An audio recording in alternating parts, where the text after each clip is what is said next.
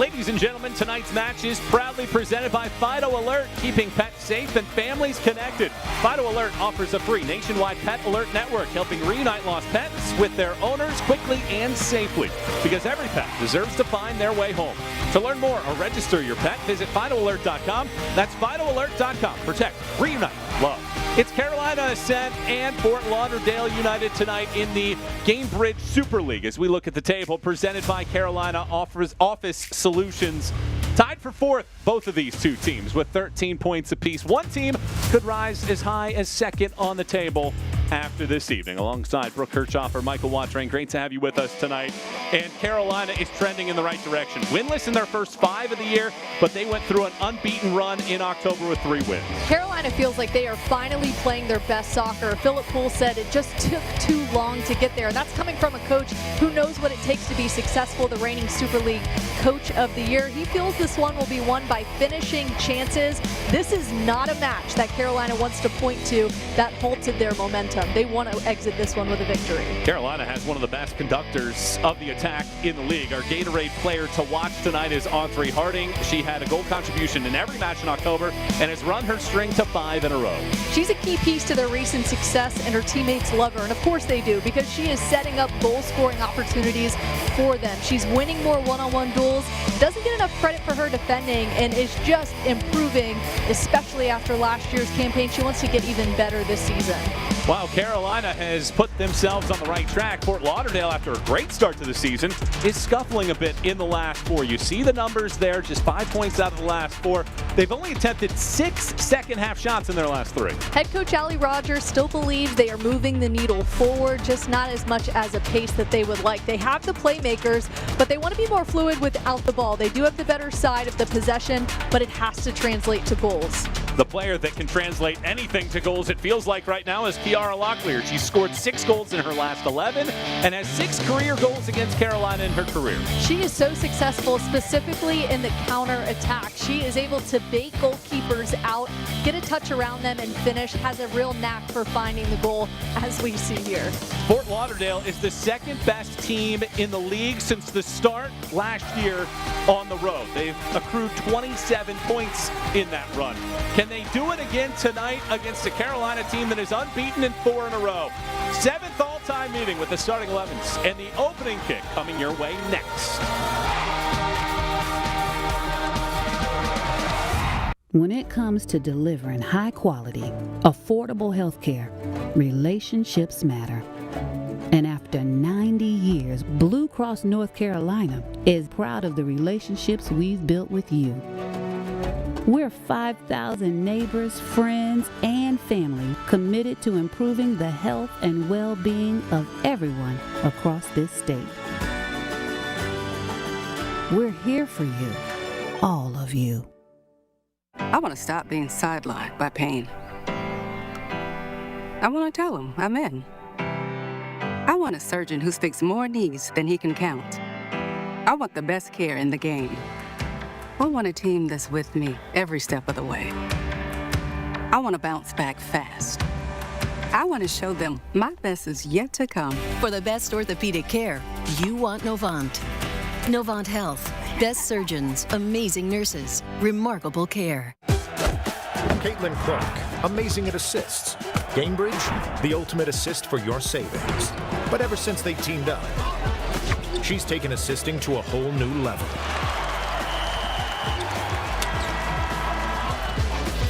Caitlin Clark, great at assists. Gamebridge, great at assists for your savings.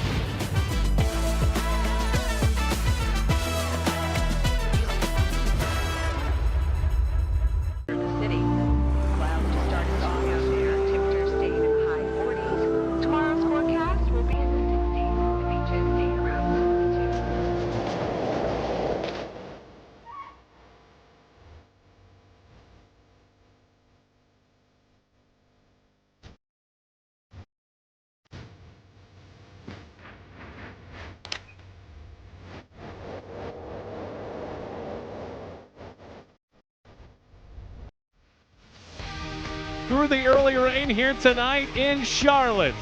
With your pair shooting in to watch our matchup here this evening. Carolina Ascent and Fort Lauderdale United. 3 different parachuters coming in this evening. One with the game ball, one with the Carolina flag, the other with the American flag. And we are just about ready to kick off tonight. So let's set the stage with our starting 11s. Brought to you by Capelli Sport, and we take a look at Carolina Ascent's starting 11 tonight. No change for Carolina from the last time out, but they are hoping that Riley Baisden can continue on this hot streak, much like we saw there with the entrance to the stadium. She had 2 goals last time out, and really for her, it was about just finding the back of the net, and then they feel like after that, the rest will find the back of the net. It was just the momentum that she needed to get there, and she finally put 2 away.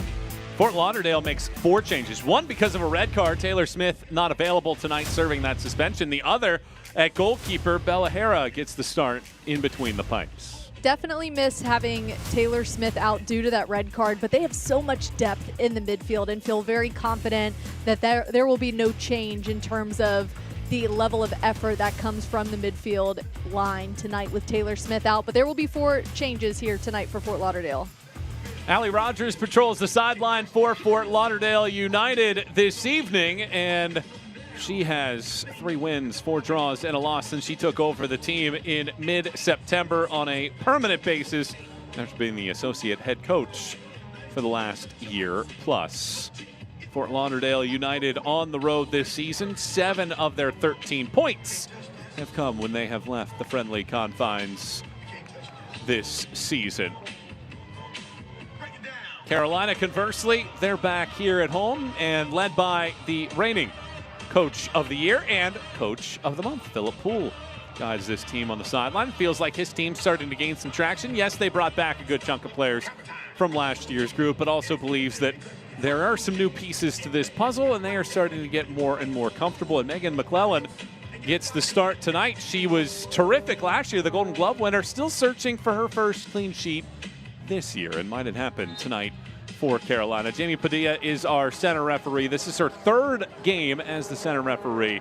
She's given out 7 yellows and one of the few red cards so far this year in the Super League. So we'll keep an eye on that as we go along this evening. Riley Parker stands in the middle as you see the tricolored jersey this evening for Carolina Ascent. Meanwhile, the white kits for Fort Lauderdale. And for the 7th time, Fort Lauderdale United and Carolina Ascent take flight here this evening in the Tar Heel State. We're underway tonight. Carolina and Fort Lauderdale, a battle of 2 teams tied for 4th on the Gamebridge Super League table. And an early push forward, Jill Aguilera's cross gets pummeled out. And here comes Fort Lauderdale. Michael Watring joined by Brooke Kirchhoffer here tonight. Great to have you with us for this evening's matchup. Brooke, what are you watching for this evening? Allie Rogers made it very clear that she wants to see her team be relentless when asked about the tempo that they want to play with, but she said it's twofold.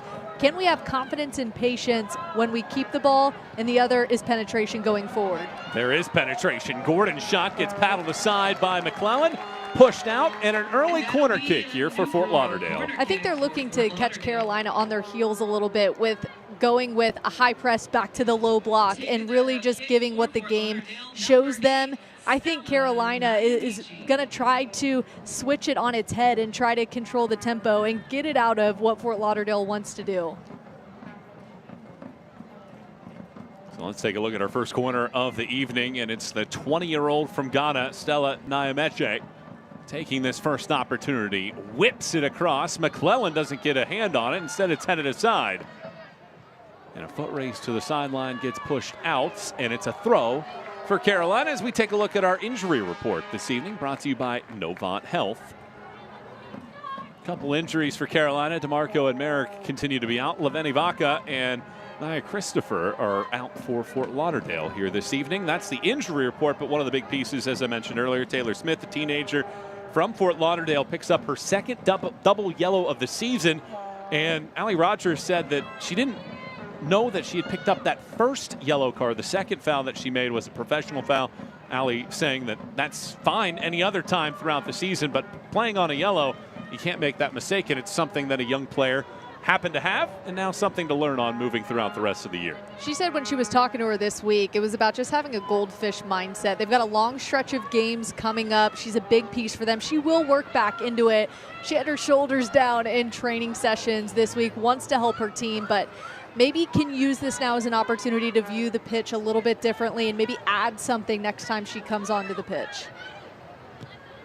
Laura Ansbrough is the one that takes her spot in the midfield. Aguilera flies this ball out. And an early push here for Fort Lauderdale, a team that enters the night 4th in the league in terms of goals, but they've only scored 6 of their 14 in the first half this year. A foul whistle. Emily Morris makes the contact against Nabet, and it's a free kick here for Fort Lauderdale. Lily Nabet awfully slow to get up. She is one, when you talk about Fort Lauderdale's midfield line, what she provides. She's someone that you do not want to see on the ground long. They went quick. It was out of the reach of Gordon. Few balls are out of the reach of that speedster, and it's a goal kick here for Carolina. Conversely, for Carolina this season, they've scored 7 times in the first half, including 3 times in the opening 16 minutes of contest this year. As they try to now build throughout the middle, and a shove warrants the foul, but you see the pressure of Fort Lauderdale United. Carolina will have to find solutions to that here in the early portions of this game.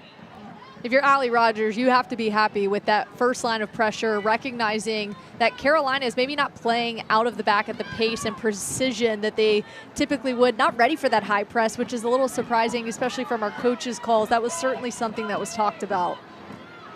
Good maneuver here, but again, suffocating defensive pressure. 2 white jerseys where the ball is, but now this gets unleashed through the midfield. Morris slings it out wide. Running start here for Martinez. Her ball trickles in. Long distance shot whips in from Harding, and it goes over the top of everything. But nevertheless, good counterattack once they broke the pressure. Carolina knew that they were going to have chances. It's a matter of finishing here in the attacking third. They have the players with the strength, the playmakers there as well. And you see Harding just unable to get over that one. She only has 1 goal this season. I think that's a little more of the jitters within the first 5 minutes. Getting a feel for the game here next time up the pitch will be a little bit more clinical there. Harding 1 goal this year after she had 5 a year ago, and producing at a high rate in terms of assists, 4 on the year. One of the 3 players tied for the league lead in that category. And 5 minutes in, we're already seeing a pretty entertaining matchup. One of the better ones in the Gainbridge Super League on paper entering the weekend. One of the 3 matches here today.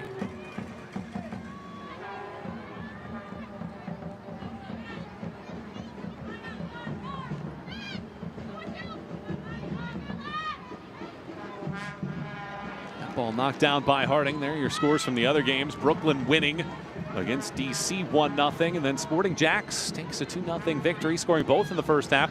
The league's leading goal scorer in Ashlyn Puerta scores her 9th of the season in a 2-0 victory. A huge win for Brooklyn, too. Has not won since their season opener.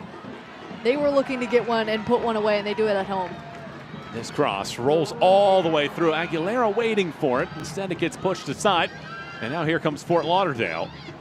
Full sprint ahead. This ball lobs over the top. Locklear chases after it. Defending is Studer. And Studer slides over to get there. The reigning first team all-league selection is the first one to win the race. What a perfectly timed slide, too, for Studer, who is playing in a first-time center back role. She was more of a central midfielder, attacking center mid in college. It's just such a different mindset, but as we heard from her head coach, she has a defending instinct and is learning the role well. Grasso throws it in and then tries to hit somebody on the way through. It doesn't. It goes out for a goal kick. And that'll be a goal kick, Carolina Ascent. Nucor Corporation is the safest, highest quality, lowest cost, most productive, and most profitable steel and steel products company in the world. Nucor is the official sponsor of the Carolina Ascent FC.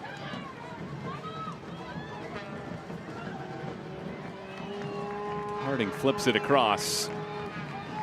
Martinez chases this one forward. Hamid tries to defend. Martinez still on it. Lays it out wide. Based Morris cycles back. Taylor Porter throws it right through the middle. Harding hammers, but mishits that ball, and it trickles in. Morris back to get a piece. contact, but no foul as it trickles across midfield harmlessly and all the way along that far left sideline for Sydney Studer to go back to get it and reset. We talked about this one potentially being a high-flying match because of the talent on both front lines, but something to keep an eye on tonight. With them playing on turf, it's been a little bit rainy. That ball is going to move at such a higher rate, as we have seen here as they play the ball through, trying to get those timings right. Here's Mackenzie George. George cannot get the angle. That is excellent work there by Laurel Ansbrow to win that ball away from George. You have to respect where Mackenzie George is at all times. She's so athletic and quick, as you see here. Tries to cut it across to put herself in a better position on the left foot, but really good defending and a great cutoff there from their back line in Maddie Pierce. Corner kicks brought to you by Nucor, and it will be Brianna Martinez heading over in that direction. Martinez smashes right into the middle of the box, headed out. Porter gathers. George pokes it back, and then Porter more direct on this ball. And excuse me, that was Laurel Ansbrow who was able to cut that one off previously. Here's Locklear. Locklear rolls it across. Gordon tries to keep the angle. Gordon cuts it back, punched in the air by Nyameche, and out of play. That was a promising counterattack from Fort Lauderdale, but they never could get the angle. How about the connectivity, too, from Shania Gordon and recognizing the run in there by Stella Nyameche. A great touch back here, unselfish play, tries to get it off the half volley, but can't place it where she wants. You mentioned the rain. It rained for a solid half hour or so before this match kicked off. You saw it in our open with the skydivers coming in right through the moisture. And it has since slowed down, but playing on the turf field could amplify the pace of the ball at times. Good tempo to this match so far. Who gets the opening goal in this great series, a rematch of last year's semifinal? And Fort Lauderdale ended up winning in extra time.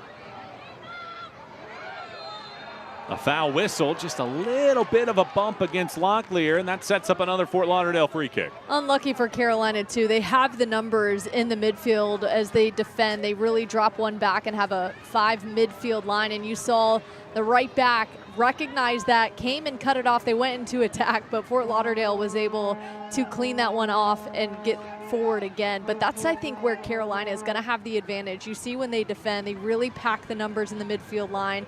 That's where they're going to be able to break up what Fort Lauderdale wants to do. Free kick coming here from Nyameche.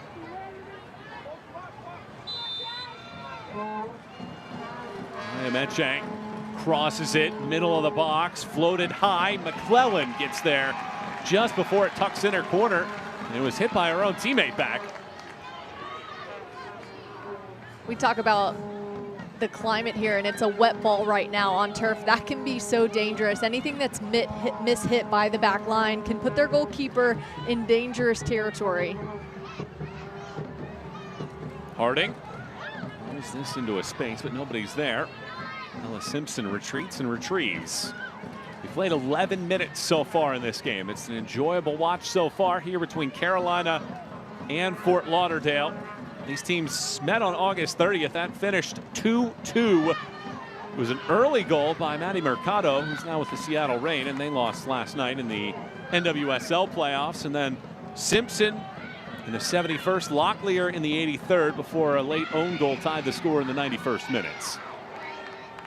Both teams combining for 26 shots in that game, and it feels very similar here tonight. The holidays are around the corner. Give the gift of match day with Carolina Ascent FC partial plan.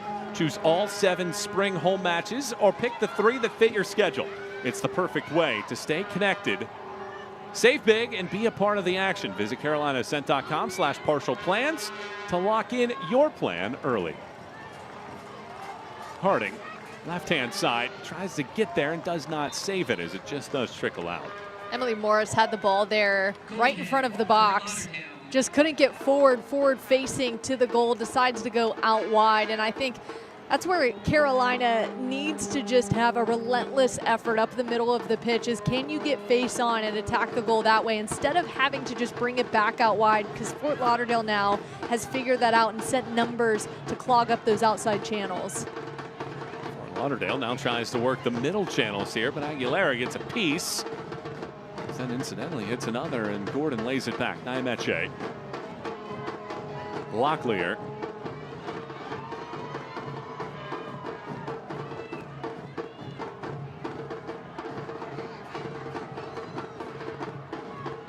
Locklear had the brace in last year's semifinal, the 120th minute winner. And a 2-1 victory on this field.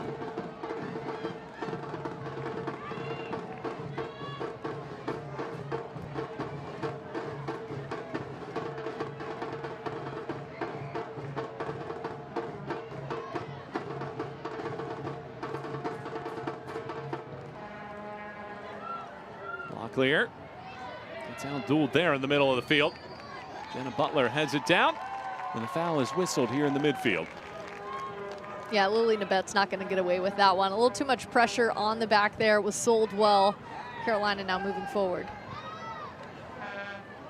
Harding does very well to dodge that first defender. Taps it back over. Riley Parker, and then Porter crosses it to the right side. Martinez charges. Martinez hustles to the touchline, whips it across, and defended well by Grasso. Another corner, however, for Carolina. And that'll be another corner kick. It's so beneficial when your back line can go at the same pace that the forwards are going at. Fort Lauderdale's back line doesn't get enough credit for their speed and having to sprint backwards sometimes against Carolina's forwards. And we know just the talent that we are on these front lines here. Both coaches highlighted it, saying chances are going to be created. It's the mistakes that cannot happen. That's where this one is going to, potentially the difference in this one will come. It's a new core corner here for Carolina, and Jill Aguilera heads over there. Led the league with 7 assists last year. Does not have one so far this season. Aguilera arcs. Back post. That ball has to be saved by Hera. Otherwise, it was going in for an Olympico. A bobble. Harding tries to find space. Tucks this between defenders. Aguilera again. Right-footed ball. Skims off of the backside. Naimeche just hammers it down the field to sweep it out. What a chance there for Aguilera, recognizing where the goalkeeper was at and maybe just going for it with the bend on the ball there. Really good defending there from Fort Lauderdale's keeper, Bella Hara, who did not get the start last time out.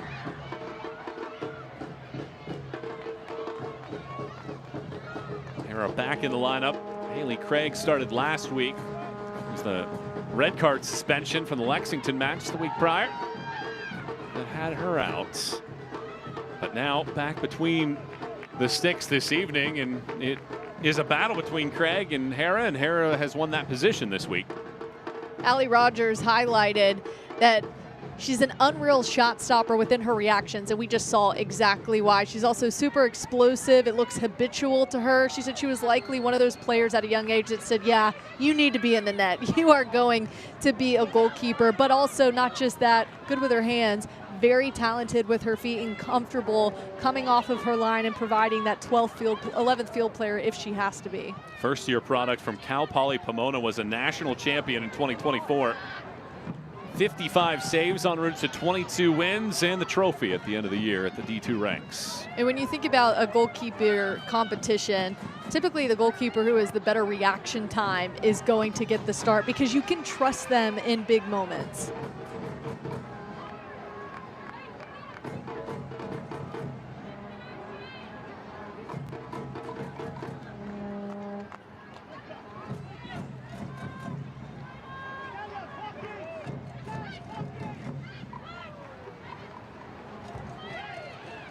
Harding picks up the turnover, tries to lay it for George. Instead, it rolls back for Hera. Food Lion is the official grocer partner of Carolina Ascent FC. Food Lion is proud to support the Charlotte community as the official grocer of the Ascent. Your local Food Lion is here to help you get food on the table fast with ready-to-eat meals and shopping made easy with Food Lion to go. Food Lion, here for every moment. Thanks to their Score to Give More program, 6,000 meals have been donated in the Ascent second season to Second Harvest Food Bank of Metrolina.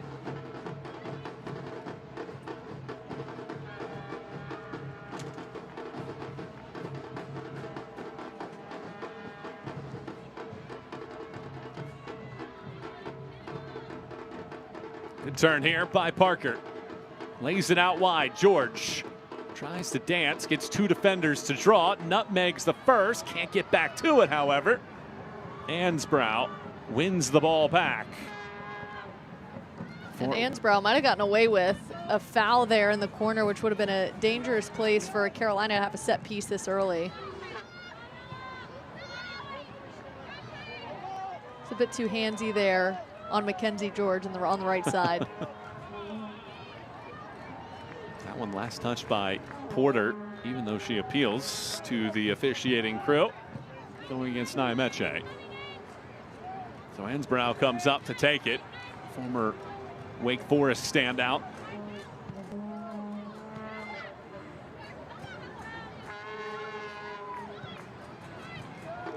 Rattling around, a pinball before it's taken in the midfield. It's just a bit too rushed right now for Carolina in the midfield, that when they feel the pressure in their face, you can see they're just going to clear the ball, and then there's maybe an outside midfielder, outside winger who's there to try to slow it down, and then they get forward in the attack, but it's just a little too chaotic to start for Carolina on the build out. Martinez trying to sweep that one out. Instead, it did not touch anybody, and down behind the play, Jasmine Hamid. Didn't start last week, it's the start tonight. You see the interaction here, and it looks like she runs right into the leg there of Studer. Just a little bit late there, and that'll go in Studer's favor.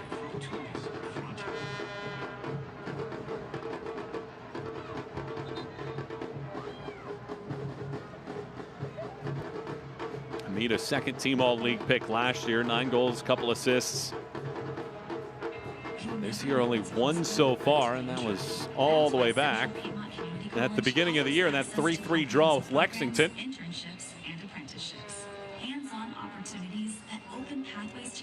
And at the 20-minute mark of this matchup, things are very even. Possession numbers, shot numbers so far. And Carolina and Fort Lauderdale level at no goals so far. Michael Watrank, Brooke Kirchhoffer, and the rest of our team with you here tonight on Peacock. Great to have you with us for the Gamebridge Super League action on this Saturday evening of play. And when you watch this match and you watch these two teams play, you really do see how tight things are, how closely connected these two clubs are. It's a little bit chaotic, though, to start, and I think that's the conversation that you see Allie Rogers is having with her team. It's just get back to what they're doing, just assert a level of calm that you don't just have to clear it out, which is what we're seeing as soon as that pressure hits the midfield line. Both teams are struggling there. You saw that Allie Rogers pulled Ella Simpson, who's been playing up that right side for them, and said, hey, look, get expansive. She's telling them, come all the way out and use the width of the field. And that was one of the things that she talked about us with in our coaches call, is that she wants to go left to right, right to left, and do it with a purpose, right? Not just running Fort Lauderdale around, but she wants her team to, or excuse me, Carolina, she really wants her team, Fort Lauderdale, to do a better job in possessing and to be decisive about when they possess. Well, if you look at the opposite aspect of things, in Carolina, you're coming off of a match that you won 2-1 in Spokane that Philip Poole said that he thought was the best performance of the season. From a data perspective, it was excellent. The one negative that he had is you give up a penalty kick in the 85th minute, and now you're defending for your lives there at the end to ensure that you get the 3 points. So you have a team that is really soaring, really playing extremely well at this point in the year, and now just trying to continue that momentum from week to week. A team that's won back-to-back matches. And that's going to be a giveaway that could very well be something that is addressed early in the film talk, setting up a corner kick here for Carolina, brought to you by Nucor. No team has really established possession here yet. It's been very back and forth. You wouldn't say it's Carolina's game or Fort Lauderdale's game right now. It's been very 50-50, very back and forth. Probably a little bit more direct than these two would like to be at this point in the match. Jill Aguilera again back over to take this.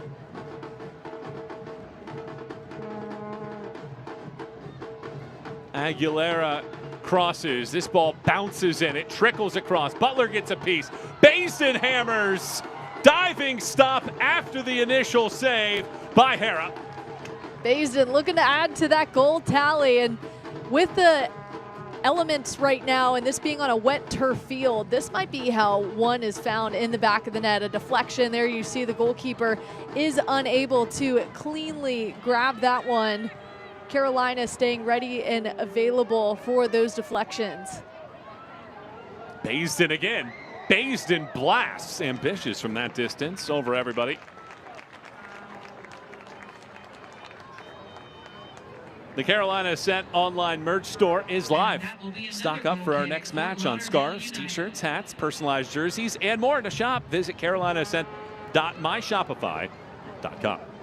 And Lily Nabet is now down after that shot attempt. And Nabet is one of the players that Ali Rogers leans on heavily. You need good ball handlers in the middle of the field with how they want to play. And that is exactly what they have in Lily Nabet. Technical, high-level player who reads the game at a fast rate. That's exactly what you want from their midfield. Their midfield's still trying to figure it out about 24 minutes into this match, but they're slowly getting the game plan and slowing things down just a bit. Well, these are back-to-back giveaways deep inside of their own area. The first one did not harm. How will this one play out? Studer rolls it into the path. Martinez hits this one over everybody and doesn't give anybody on her side a chance. It bounces out for a goal kick.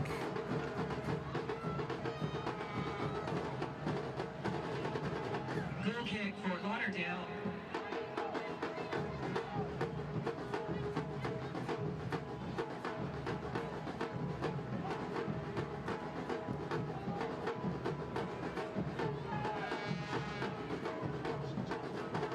Harding brings it out of the sky. Can't hold on to it, however.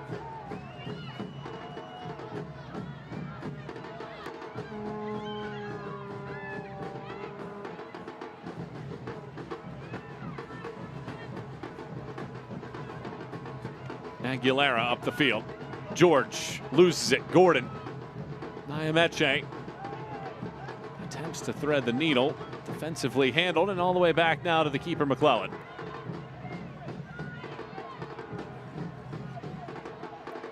Novant Health is proud to be the official healthcare provider of the Carolina Ascent FC. With same and next day sick visits, Novant Health provides care when and where you need it. Schedule online at novanthealth.org. Space opening up here, and it is Parker bringing it across midfield. Parker waits, chips.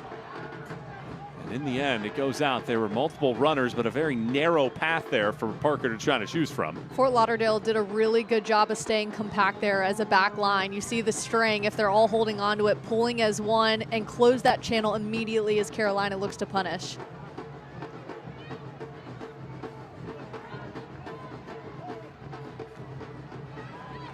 Aguilera again. George. So good on these wings. Did it with Brooklyn last year, now with Carolina this year. Dances, but Gordon will not let anybody go away. Ali Rogers said that she thinks that Gordon is the best lockdown defender in the league, and she showcases that right there. New car corner kick for Carolina Ascent, and taking that kick for Carolina. Martinez back to take another new core corner. Martinez.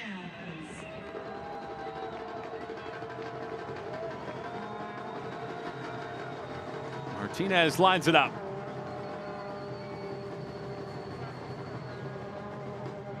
Martinez slingshots it. Back post ball. Headed down. It falls into the path of Morris But the whistle had come for a foul to nullify that chance. Nevertheless, Morris' shot hit a defender in the back. We see another beautifully bent ball into the back post for Carolina. And again, it looks like a deflection is on there for Emily Morris, and it's just a mistake that will call that one back.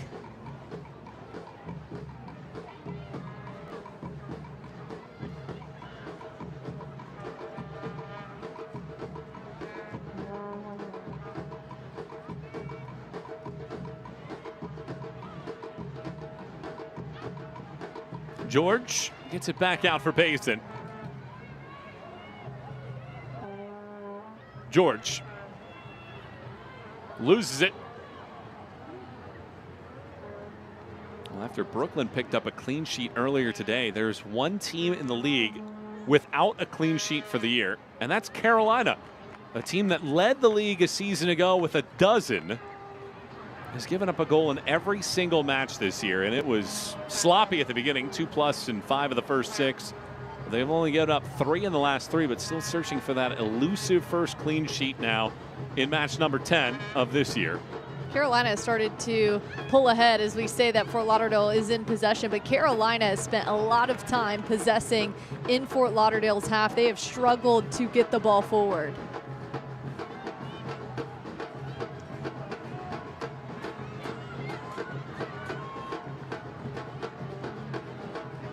Lauderdale came out with an early push. They had a corner kick less than 45 seconds into this game, but it has been Carolina that has controlled the pace ever since. George chases after this. Ansbrow there to defend. George keeps it in play, but there's nobody over there other than the keeper, Hara.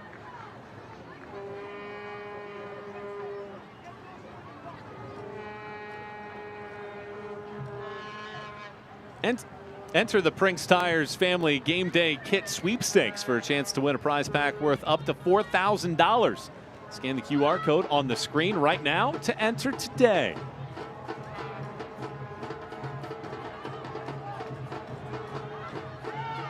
Hamid gets fouled, but advantage played. Nyameche can't get to it, so they bring the ball back to where the infraction happened against Hamid, and a free kick for Fort Lauderdale.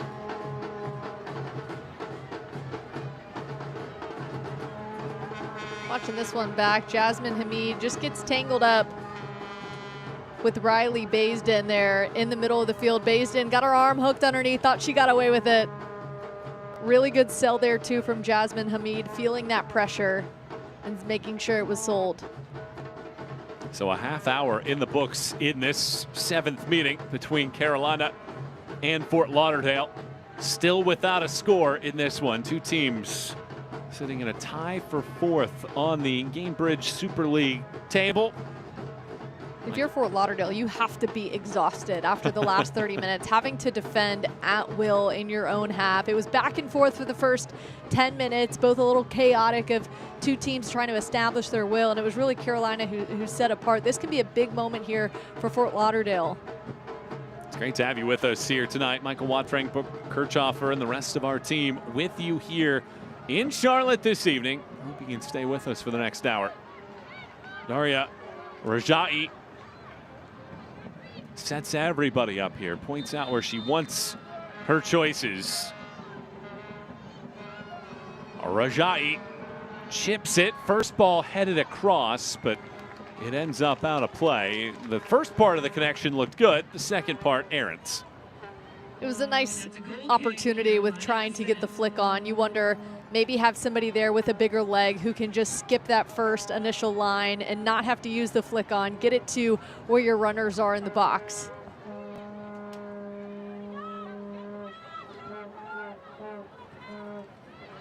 Harding tries to get a full head of steam, loses the ball. On the slide, it rolls back. George hustles to go get it. The ball won cleanly by Nabet.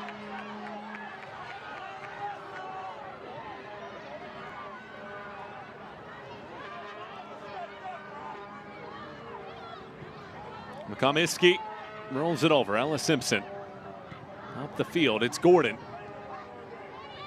Aguilera defends well. Carolina struggling to possess the ball now. Rajai switches the field. Hamid chases it down. Rajai threads the needle for Locklear, but McClellan shields Locklear in the end as it rolls out for a goal kick. Unlucky for Fort Lauderdale, a much better sequence for them in the attack. Patient, but effective in terms of the possession. Everything is quick and with pace and decisive, all of their passes, which is something that was missed in the first 20 minutes. It wasn't as crisp and clean, and Carolina was able to pick them off a bit. That was probably Fort Lauderdale's best possession forward into the attacking third. Carolina has certainly focused on Locklear. She has 2 career braces, both against Carolina. But here's Mackenzie George, 1 versus 4. And defensively, Ella Simpson takes it off of her feet, even though George appeals for a foul. The former Tennessee Volunteer does not win that argument. Parker comes back to defend and had that first deflection and gets called for a foul after the second one. Rajai takes the contact. As we take a look back on this duel, this one's a really tough one to call because Ella Simpson was able to get her foot on the ball first, but in terms of the body contact between the two, it was truly a 50-50 duel. I think a good no call looking back, but if I'm Mackenzie George, I would have sold that one a little bit more and been unhappy about that. George this season, 3 goals and a couple assists. A key focal point in this attack that has so much talent across the board.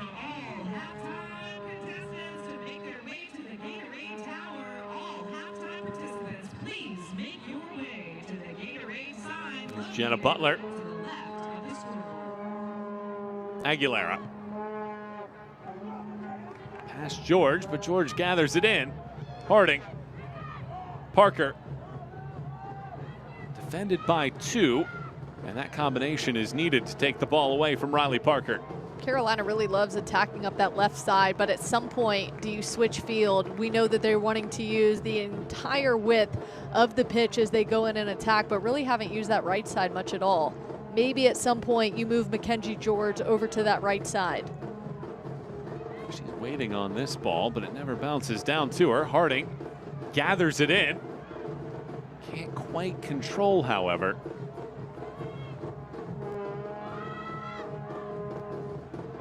Aguilera loops this ball over the top. Baisden gets a piece. Baisden gets taken down. The whistle is silent as Baisden had the edge and seemingly a chance to make it 1-0. Now a foot race in the other direction. Locklear rolls it in the path. Nyameche gets there and ultimately defended very well by Martinez to get it out. Taking a look back at the other end of the field, what an opportunity here for Carolina. Baisden looking for the flag to be called as you saw just that right arm of the defender there. Laurel Ansbro looked like she might have got a tug on the jersey and pulled her down. You see Carolina's head coach shaking his head, rightfully so. Select is the official matchball supplier of the Gainbridge Super League and many elite leagues throughout Europe. Visit us.select-sport.com for the latest Select products, specials, and more. Select, the player's choice. Less than 10 minutes to go in this first half. Neither side been able to find a goal so far. Carolina out shooting Fort Lauderdale 5-3. Carolina needs to do a better job of going with numbers. We've seen them get into the attacking third, but are just missing that last piece. Can they get more runners into the box here? Well, you wanted them to go down the right-hand side. They do that time around, and it leads to a corner. And that will be a new corner kick for Carolina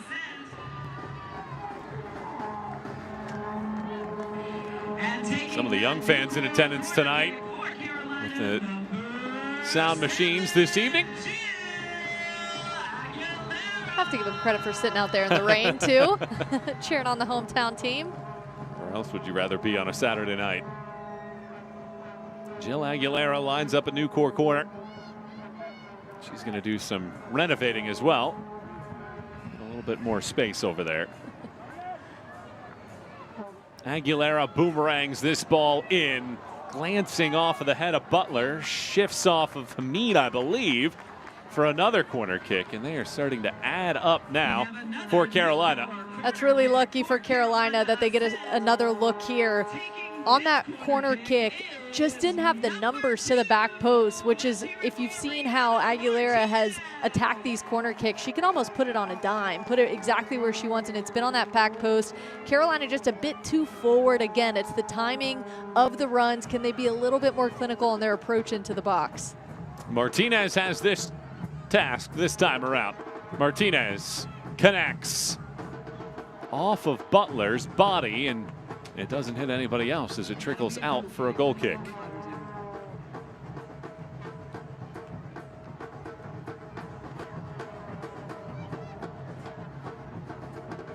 Six corners now for Carolina. Eventually, something has to give where they find something off of one, as Fort Lauderdale only with one so far in this first half. It's wet, it's slippery. This could be an advantageous spot to find the back of the net. Here's George. Two defenders there. This one rolls out.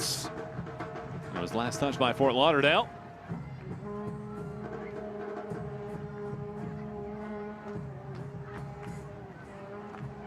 Martinez. Baisden. Long distance shot.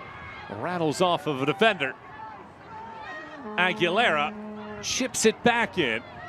Headed through the middle, it is Nabat. Nudging it forward. Nyameche gets tugged and fouled. That front line has to do a better job of coming to the ball. A lot of the time, the forwards for Carolina are just sitting on Fort Lauderdale's back line and doing a bit of ball watching, thinking that that ball is going to chipped over the back, just to have a sense of awareness in terms of anticipation, be able to put a foot on the ball, then get turned around and attack at a better pace. I think Carolina has some things that they can look at from this first half, clean up, and be better in the second half within the attack.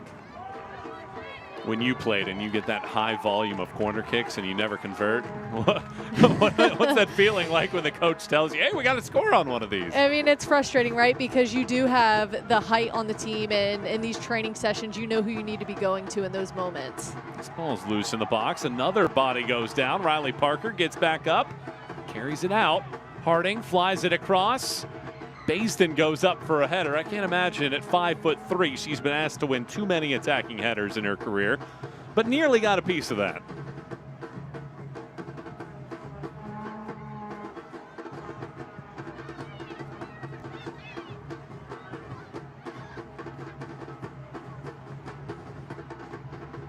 When you take a look at Carolina's length too, you have a lot of 5'10", 5'11", so you have what you need to have success in the box on these corner kicks. But as we have learned, just because you have the length doesn't necessarily mean you're good at winning those aerial duels. This time around, Studer does win that aerial duel to get the ball out against Locklear. George guides this ball up the field. Harding with room to roam here, has Baisden to the right and a late arriving run from Porter. Porter stumbles. George overruns. Nyameche carries. Unlucky there for Carolina. It was on the split between the center back and the outside back to her forward, streaking up the right side. Gordon can't get the angle, but does win the corner as Jenna Butler is there with the right foot to get it out. An end-to-end play in the final 5 minutes of the first half leads to a Fort Lauderdale corner for the second time in the match.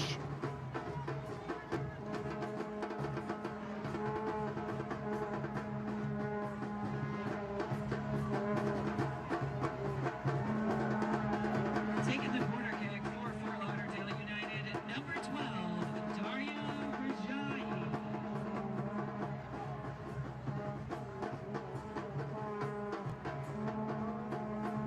Daria Rajai rifles this ball in. Well, for the first head, George gets the second ball, brings it down, and then an ambitious strike from Grasso ends up in the seats.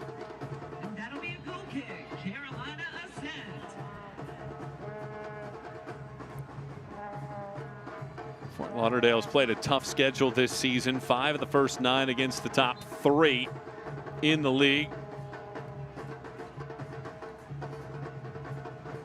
Opened the season with 6 in a row unbeaten.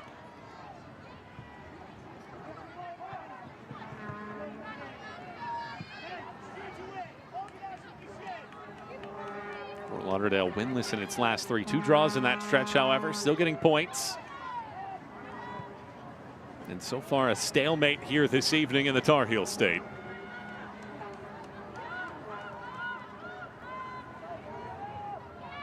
McClellan over the head of the first. Aguilera guides the second ball along, but out of the reach of Harding and out for a throw.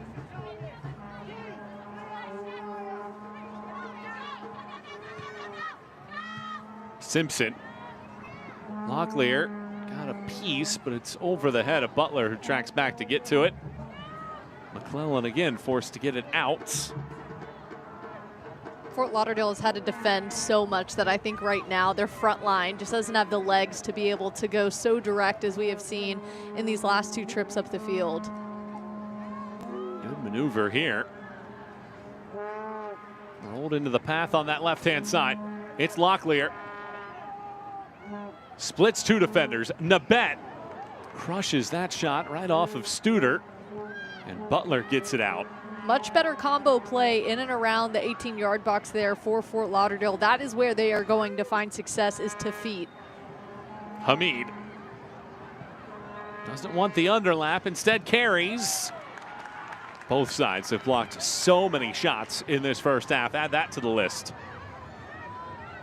Carolina just gets so many numbers behind the ball there when they've been defending. These last few minutes, all 10 have been behind the ball. And now can they get numbers forward as they have possession? Harding through the center circle. Senses Aguilera is open, and indeed she is. Aguilera hammers that first ball off of a defender. Out for another corner kick here this evening. 8th corner of the first half for Carolina, presented by Nucor. Carolina said they wanted to be relentless and ruthless on the ball, and they have certainly lived up to that. They didn't want to be robotic in their attack. They felt like that's happened a little bit too much once they moved the ball. They wanted to be more creative, and we're certainly seeing that from Carolina in this first half. Brianna Martinez. 2 minutes of first half stoppage time. Martinez flies this ball in. Well, there were 3 Carolina players there, and none of them able to get a shot attempt on. Stoppage time presented by Blue Cross Blue Shield. 2 more minutes to go in this first half. Porter doesn't get it initially, but Studer is there. Based it. And Studer, who you mentioned earlier, had played a little bit of midfield in her time, but normally you don't see center backs in positions there to try to make something happen in the attack. No, not at all. And I think Riley Basin just had one too many touches on the ball. That had to be one touch out to her in the corner if you were going to attack with her. If not, let her get back into position. Halfway through stoppage time, Carolina trying to find that solution here before halftime. Long throw in, bounces over George and rolls back. That's a goal kick for Lauderdale.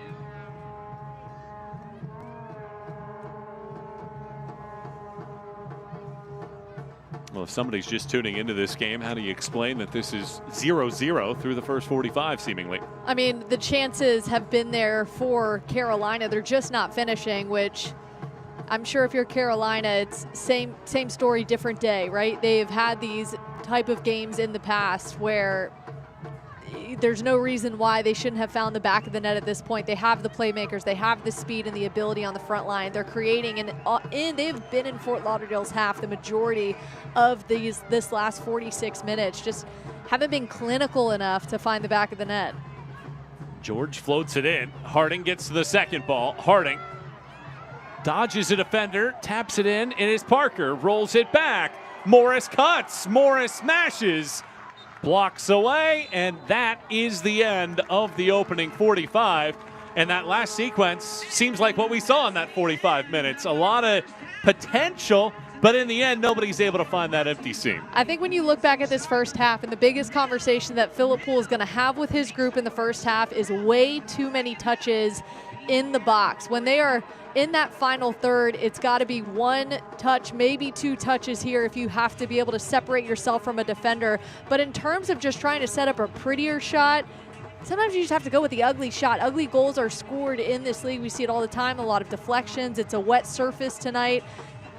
One too many touches in the box for Carolina. I think they cleaned that up in the second half. And then for Fort Lauderdale, they have a lot of questions to be answered right now. They've got to figure out a way to possess better because they have had to defend at such a rate here in the first half. It's 10 first half shots for Carolina, 1 on target in the first half. They rack up a boatload of corners, but unable to find that final solution through 45 minutes of play. But an enjoyable opening first half here in Carolina as we now bring in Mackenzie George. And Mackenzie, your team is getting opportunities. How do you find that final solution to score a goal? You know, I think we just need to keep putting them on their heels. The more we go at them, the more fatigued they'll feel, the more scattered they'll feel. And then by then it's just about finishing our chances, getting the box, getting the runs right. Just keep going at them. Mackenzie, for you specifically, what do you want to see yourself do better in the attacking third when you're taking some of these defenders one-on-one in the outside channels? I think mostly just connect better balls in the box, get it to my teammates' feet every time, connect the passes, and I think do a better job of cutting the defender off, getting in behind, and I don't know, somehow not getting fouled. That's right. Or peek or something, you know. Mackenzie, thanks so much. Best of luck in half two. Thank you, guys. You can hear just how exhausted she is, too. I mean, but that has been the tale of this first half. Our thanks to Mackenzie George. It was an entertaining up and down opening 45 minutes of play. Our halftime is sponsored by the University of North Carolina, Charlotte. Scoreless at the break.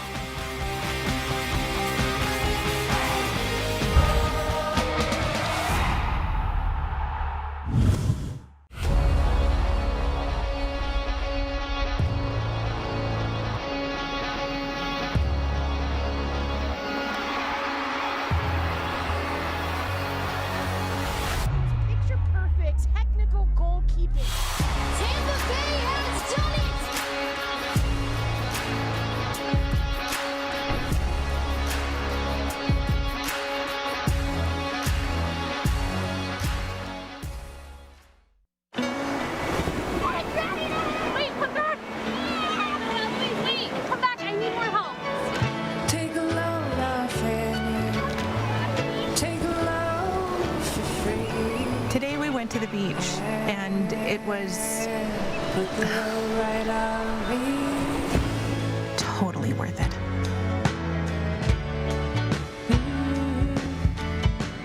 Get double points this fall at Best Western.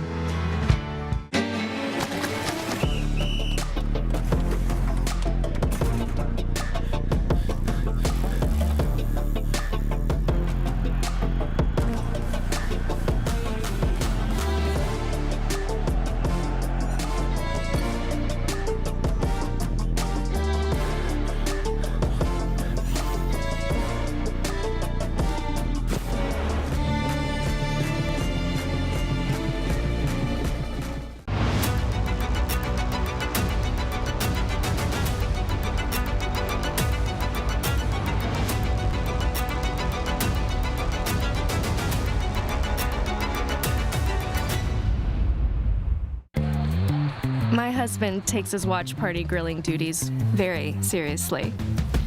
Every sport, every season. And because we always find good deals at Food Lion, no one ever leaves hungry.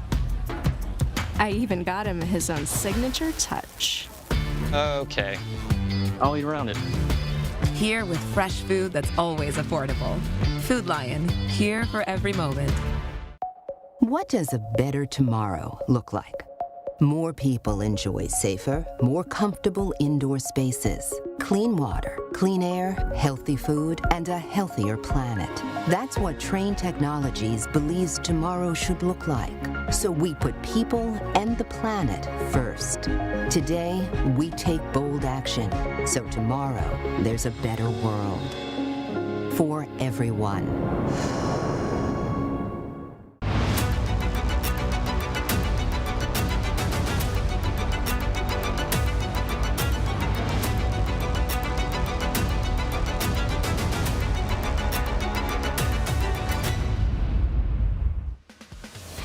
Halftime is presented by University of North Carolina, Charlotte, and Carolina and Fort Lauderdale. And a stalemate through 45 minutes of play here on a rainy night in Tar Heel State.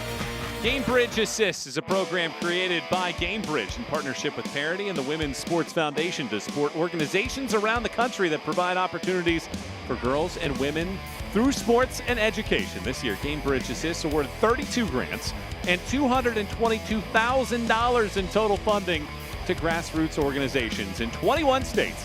Today, Carolina Ascent FC recognized grant recipient Camino United from right here in Charlotte, North Carolina. The Gamebridge Super League's Be Here series dives into the stories and experiences of players around the league. This video highlights Sporting Jax's Ashlyn Puerta and her journey to becoming a professional soccer player. My name is Ashlyn Puerta. I'm an attacking midfielder and I play for Sporting Club Jacksonville. I started playing soccer when I was really young. My parents played soccer growing up and so did my older brother. So pretty much as soon as I could walk, I was kicking the ball around with them in our basement. I never wanted to go to college straight out of high school. I always wanted to go professional. I got several offers to go professional straight out of high school here in the US and in Europe, but none of them were right place, right time, right fit for my family at that time. So I believe that God opens and closes doors, and I believe that He was leading me in the direction to Florida State, not wanting to regret never going to college. Last summer, I played with the Florida Elite USL League team. They told me about there's going to be a pro club in Jacksonville, and I, obviously having a good relationship with them, I wanted to know more. And I was very impressed with how they wanted to run things, and I really liked the fact that they were going to incorporate the pathway from the academy to the pro team. I think we want to win it all. I think, like I said before, we have a really special group, and I think we have the talent to win, and we're really ambitious. So I think we have every chance, just as much of a chance as any other team in this league to take it all home.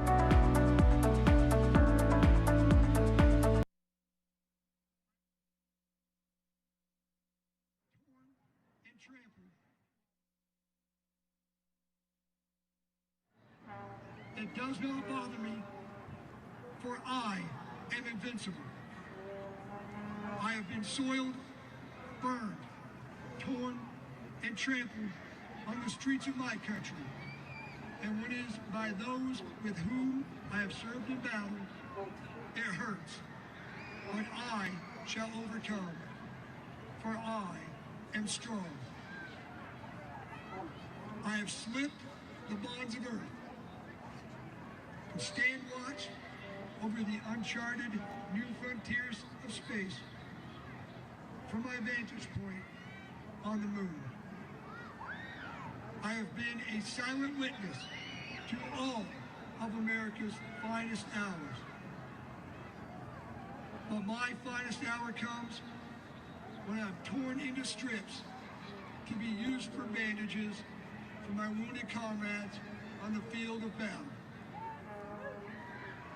And when I fly at half-mast to honor my soldiers, sailors, airmen, Marines, and Coast Guardsmen. And when I lie in the trembling arms of a grieving mother at the graveside of her fallen son or daughter. I am proud. My name is Old Glory. Dear God, long may I wave.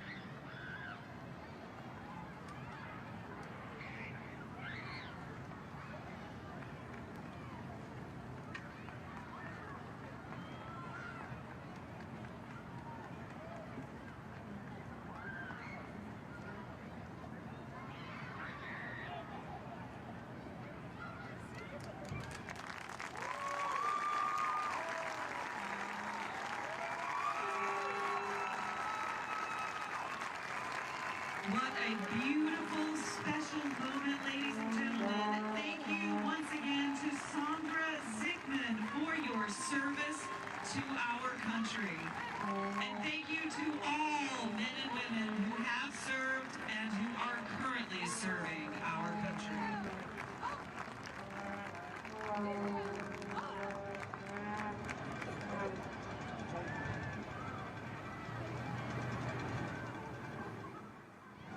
I want to stop being sidelined by pain. I want to tell him I'm in. I want a surgeon who speaks more knees than he can count. I want the best care in the game.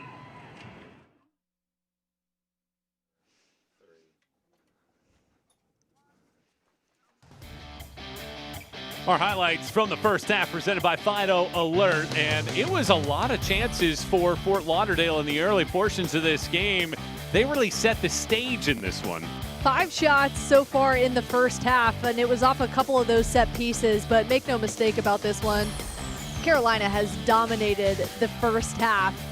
7 corner kick opportunities and nothing to show for it. Really good defensive efforts from Fort Lauderdale. Their goalkeeper has done such a phenomenal job. They have to figure out a way to try and pull Bella Hara off of her line. Here we see another corner kick attempt. This one going to that front post. A little bit of a change.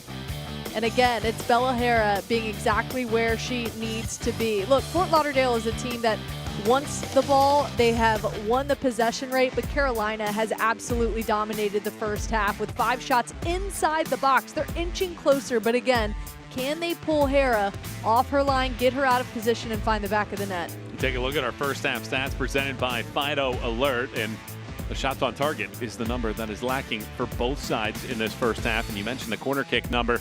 Now Carolina will have to try to break through in this second half as they've let Fort Lauderdale hang around. We'll find out what happens in half number 2 right around the bend. It is scoreless here in the Tar Heel State. Carolina and Fort Lauderdale needed 120 minutes in the semifinal last year. Well, we have similar theatrics here tonight at the beginning of November. Step out for a break. Second half is next.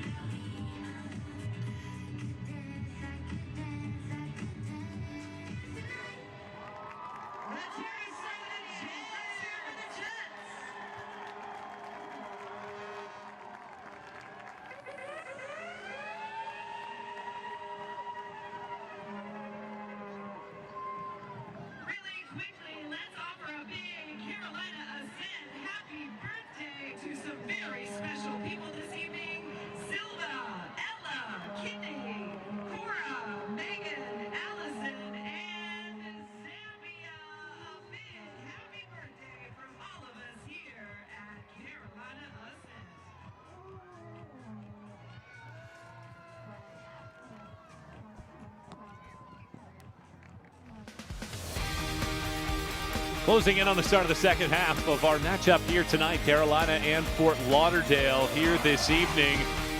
It is scoreless at the break, and the rain is starting to come down yet again. It was raining before the match started.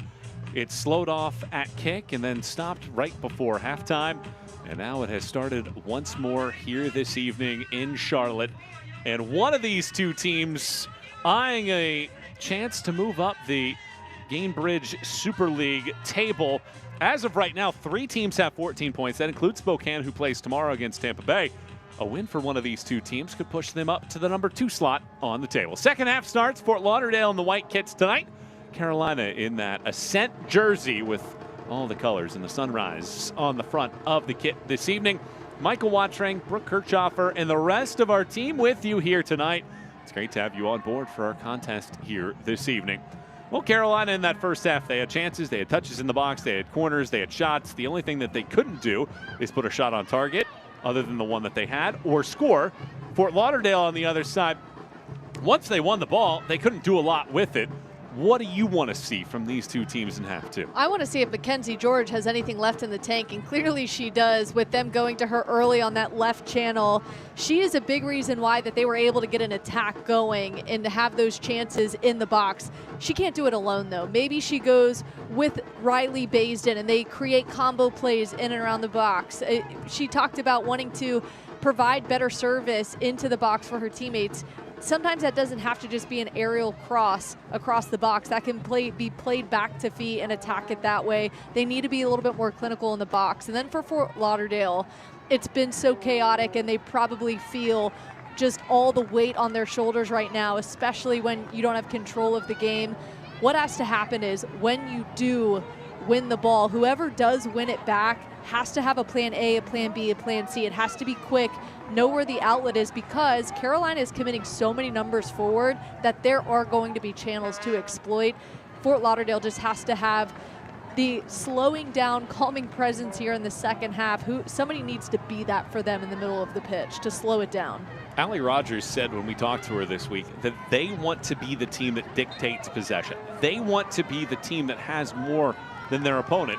I don't feel like that's happened here tonight. It hasn't happened here tonight. When you look at the possession rate, sure, Fort Lauderdale 51% to Carolina's 49%, but that doesn't really tell the story of what we have seen. It's really been all Carolina playing the majority of the first half in Fort Lauderdale's defensive half.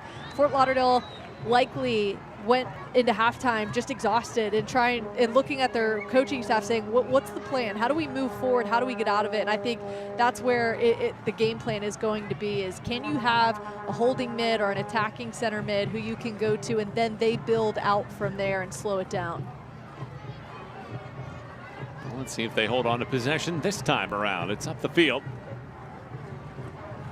Gordon in a congested area. Doesn't touch anybody on its way out, so it's a throw for Carolina. We also know the space isn't going to be created in the middle of the pitch for Fort Lauderdale. They're going to have a relentless effort in switching the field, catching Carolina out of position, and then attack that open space.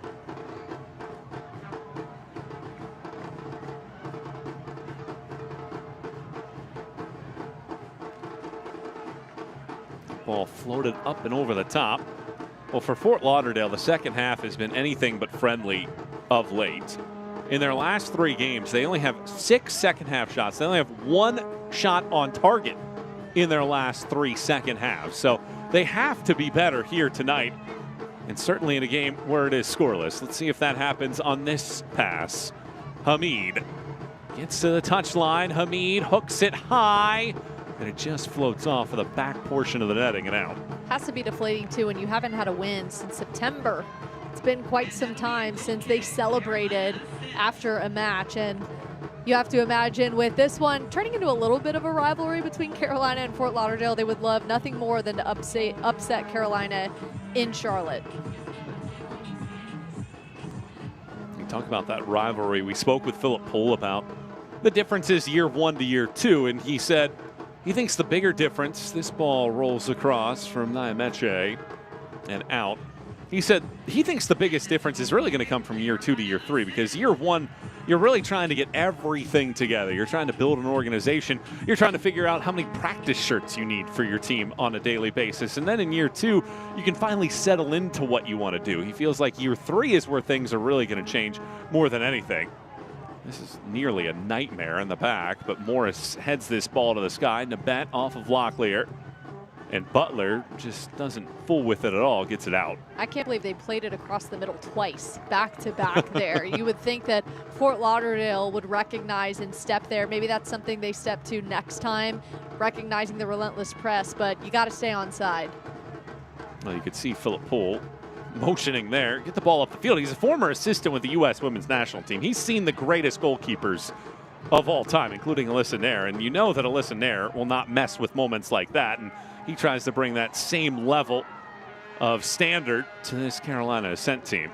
His back line almost just had the same problem if it weren't for really good positioning, almost shot blocking in that position there to keep it going in Fort Lauderdale's favor. That was almost incredibly dangerous for Laurel Ansbro.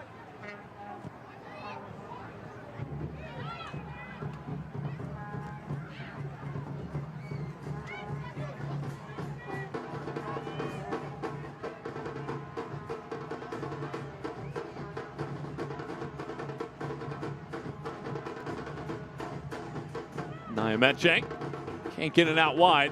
Gordon had started a run. Parker gets it forward. Harding has it. Harding dashes to the middle. Flies it back out for George Ansbro. Shields and it goes out. Well, you saw the frustration there in the midfield now a couple of times since the start of the second half. Daria Rajai is screaming for the ball, wanting to get the switch on, and I think that's exactly what Fort Lauderdale needs to be doing better, is finding the open channel, switching field, trying to get Carolina out of position, because in terms of 1v1 battles, Carolina has pace everywhere on each of their lines. You're not going to be able to outrun them. You've got to be a little bit more tactical in your approach. Allie Rogers said just that. You have to respect the pace of George. You have to respect the ability that they have once they get to the attacking third of players like Harding, Corbin, and Jill Aguilera as well. This match is presented by Nucor Corporation. Nucor is a proud partner of the Carolina Ascent FC. Nucor Corporation is the safest, highest quality, lowest cost, most productive, and most profitable steel and steel products company in the world. Nucor is the official sponsor of the Carolina Ascent FC.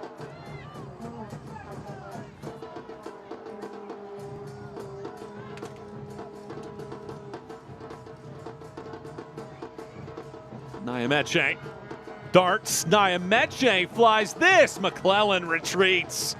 And why not give it a go there for Nyameche, somebody that Allie Rogers wants to see more of an impact earlier in games. Why not go for it, trying to catch Megan McClellan off her line, and you see just how high on her 6 she was. Fort Lauderdale has struggled to get anything going offensively to start this second half. That's about as good of a chance as they've had.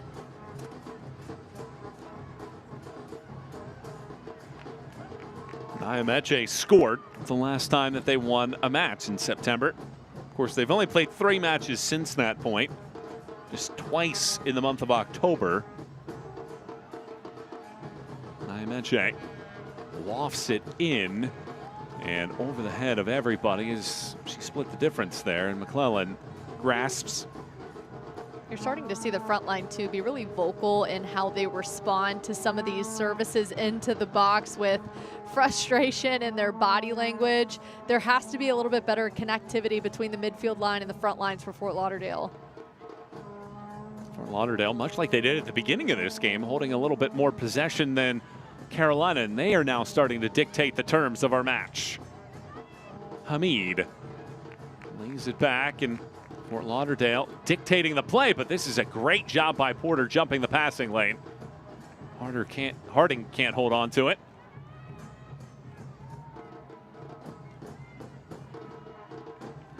But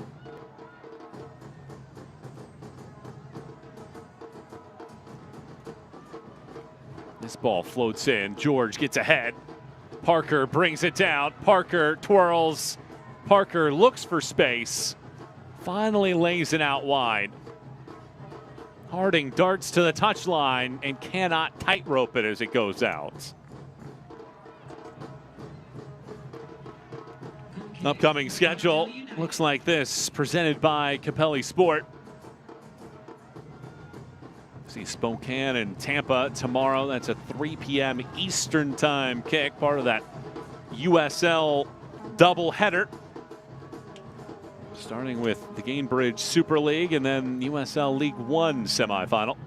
Portland Hearts of Pine and Spokane. This shot attempt. Hera gets both paws on it and angles it away. A lot of shots from range from Carolina and Fort Lauderdale to start this second half. You have to imagine that's a conversation that was had from both coaches with a slippery, wet ball because of playing on turf, a bit of rain. Test the goalkeeper in moments like this one. Could potentially see a deflection be the reason why either team finds the back of the net. So it sets up a corner kick yet again. They had 7 in the first half. And now Jill Aguilera lines this one up.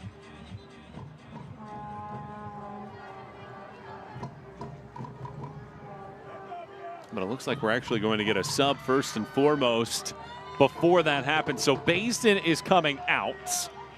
And it's going to be the reigning Golden Boot winner, Mia Corbin, coming in. Second in the Golden Boot last year, rather, to Allie Thornton.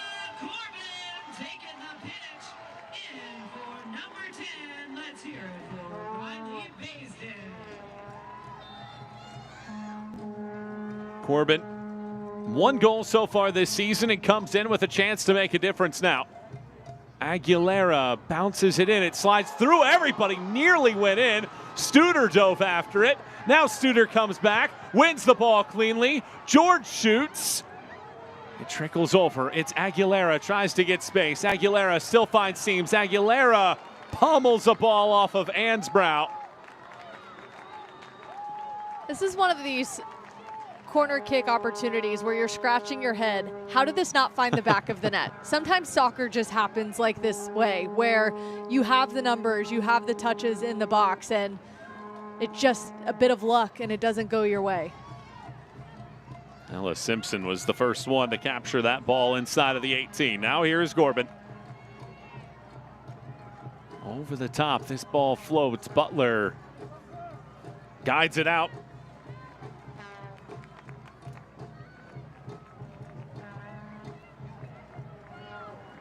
The Gainbridge Super League is in full swing. Visit GainbridgeSuperLeague.com for all the latest information, analysis, and insight into all things Gainbridge Super League.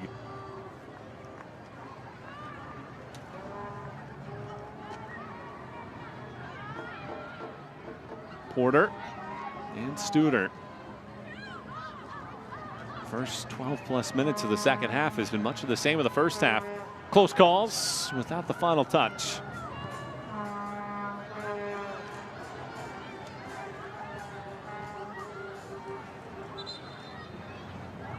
Whistle blows as the ball just did go across the touchline. Carolina still being relentless and wanting to use the entire width of the field as they get in the attack. Fort Lauderdale has started to utilize the counters there and using the middle of the field that is left open, with Carolina getting so expansive.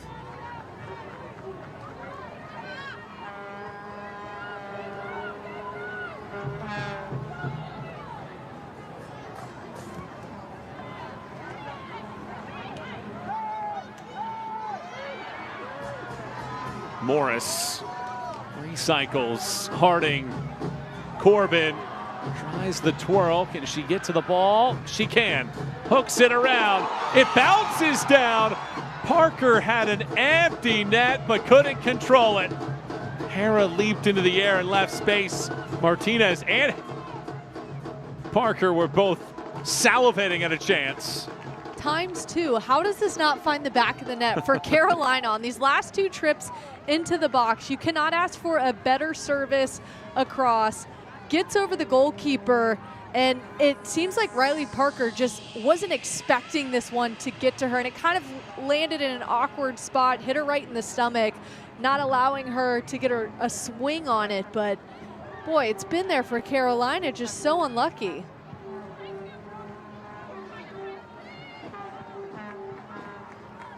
A lot of that too, anticipation can help in moments like this one, being goal opportunistic. If Riley Parker is reading that one in, takes a step back, then she sets herself up for it. But it's just these small margins of when they're finally able to break that first line of defense from Fort Lauderdale, and by the time they do find this open space, it's almost like their eyes are bigger than their feet in these moments, and they're not as clinical as they'd like to be. This is a Carolina team that has scored 10 times in the second half this season, and with a half hour remaining in this one, who's going to get the opening goal here tonight? Michael Watt, Frank, Brooke Kirchhoffer, and the rest of our team with you here on Peacock, enjoying the Gamebridge Super League here on this Saturday evening, and two of the top 4 teams in the Super League colliding here this evening. Fort Lauderdale using a change. Kat Gonzalez coming in, replacing Rajayi. You have to imagine for Carolina, if they do find the back of the net, it'll feel like you let the air out of the tire. It's just been so close for them. It's a conversation that we have had with Phillip Poole, and recognizing Riley Baisden's goals, that she has been opportunistic and in and around the box, just couldn't find it. And then when she did, the rest will follow. They were hoping that she would carry that momentum into today. But I loved what he said about confidence. He said it's a funny thing. It takes you a long time to earn it and a second to lose it. And I would imagine the confidence level is a little bit low after those last free opportunities really in the box have gone without a goal.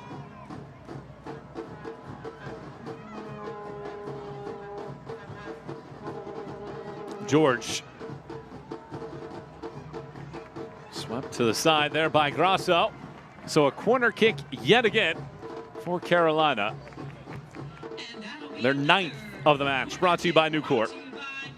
You wonder at some point too, maybe they go short corner and just attack it a little bit of a different way, but Aguilera just has such a phenomenal and beautiful bend on the ball that she can find the back of the net in this moment as well. Nearly did back in the 15th minute on a corner kick. And Aguilera puts it on the chalk. Is this the breakthrough on corner kick number 9 of the evening for the Ascent? Aguilera slingshots it in. Hera gets a piece. And then it hits off of Butler and outs. It's probably the best defending we've seen on a corner from Bella Hera. Goes up and punches that one out. Gets a deflection, and it will be a goal kick for Fort Lauderdale. Stay up to date with the Gamebridge Super League. Sign up for the Super Newsletter. Get news about your favorite team and stories from around the league delivered directly to your inbox weekly. Sign up at GamebridgeSuperLeague.com/newsletter.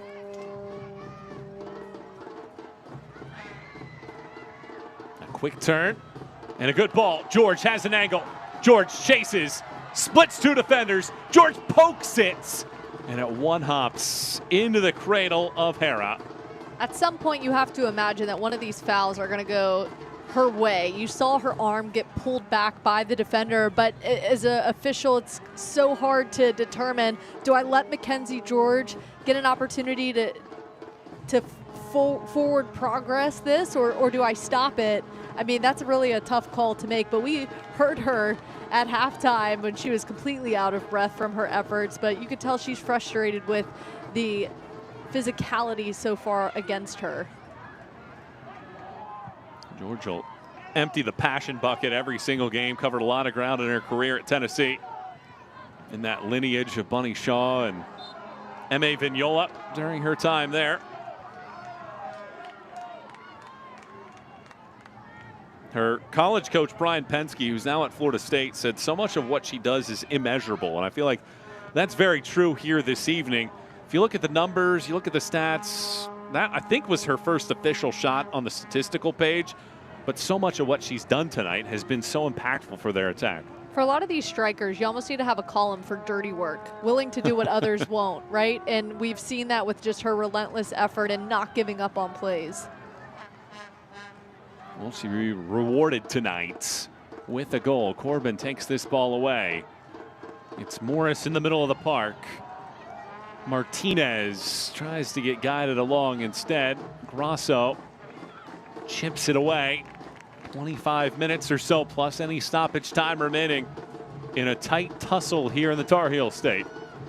It almost feels like Fort Lauderdale is now set back and said, okay, we're just going to defend at this point and wait until we can build from a goal kick, recognizing just they are struggling to keep pace with Carolina.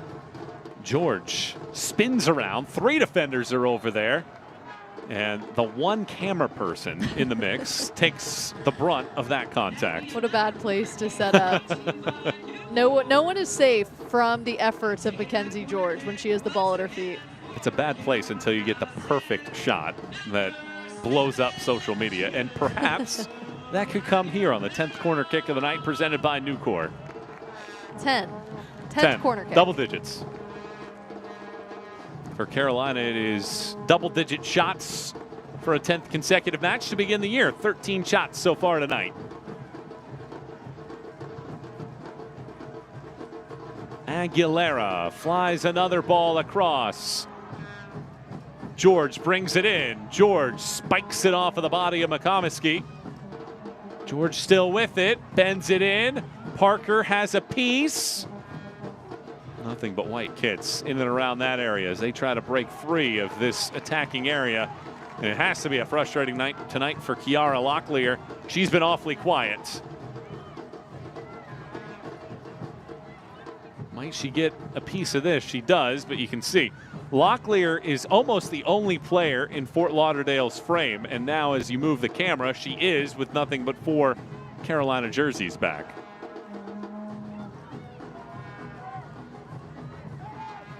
It's almost as if every time Carolina is in Fort Lauderdale's half, they're not man marking, but they're just so good at stepping to every ball that Carolina plays forward. And it's got to be frustrating for Carolina, thinking we have spent so much time down here. What will it take for us to turn? And it's got to be those one-on-ones that are won at a better rate.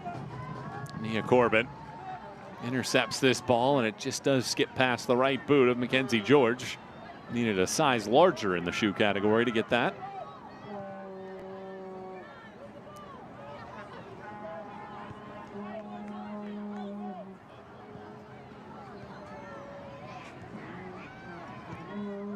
The bat holds it for a moment. A couple rattles.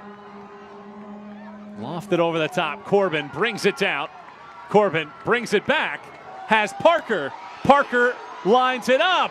And takes too much time as it's defended there and cleared away. Carolina Ascent FC wraps up the fall portion of the season in December with 2 home matches. Saturday, December 6th and Saturday, December 20th, both at 2 p.m. Celebrate the holidays with Carolina Ascent FC. Grab your tickets now at carolinaascent.com/tickets. That was probably the first time that Carolina had the advantage in numbers in that counterattack. But again, one too many touches. Riley Parker, once she got into the box, allowed the defenders to get in behind her. George does keep that ball in play. And it rolls across, or did she? No, she did not. Didn't hear the whistle initially, but it does go out for a goal kick.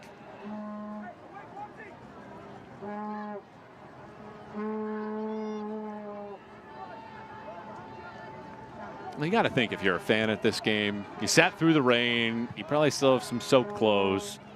You just want the reward of being here for a full 90 minutes tonight, of being able to watch a win. And watch a goal hit the back of the net. I mean, it's been on for Carolina as much as we've talked about it. I'm sure it's frustrating down on the field for them. I'm sure it's being communicated from Philip Poole that when you have that moment, can you have a moment to yourself when you're anticipating the ball coming forward to slow your heart rate down and just be more clinical. And I think that's part of the problem for Carolina is it is the anticipation that's being missed here. Is obviously they're getting in on the attacks. The corner kicks are there. But as we just saw with that counter attack, can you just slow things down internally and do what needs to be done? Not too many touches in the box, just slot one around the goalkeeper. Easier said than done, but it's been, when you have this many chances, eventually you have to find the back of the net. Well, the other aspect of this entire game is you're looking at maybe the two most consistent teams in the league since it started last year, particularly on the road. Carolina is the best team in the league in terms of road points, 31 since the start of the league. Conversely, Fort Lauderdale, 27. They have the second most points in that time. But you look at Fort Lauderdale this season, they only have 4 goals in 4 road games. Granted, 2 wins by a goal in that time, but it has been a premium for this team to try to score goals on the road. Meanwhile, Carolina, excellent at home, as they were last year as well. But with 20 minutes or so left, we still sit at 0-0.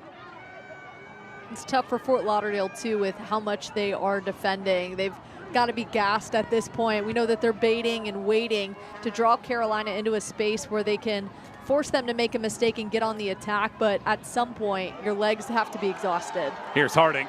Things opening up. Harding loops right to the middle. The only place you would think that made it easy for Hera. And as we take a look back at this one, why not rip it off her right foot here? Right here, just off the bounce, the one touch. The defender hadn't cut you off yet. You had the near post wide open. The goalkeeper had given you about 4 yards in from the box. Probably not 4 yards, probably 4 feet. But that post was open. And when you look at their shots versus shots on target, that's the tail of Carolina's attack. 14 shots, only 4 on target. This ball splashes in. Hamid hammers. Spillage. And Jasmine Hamid strikes to break the game open.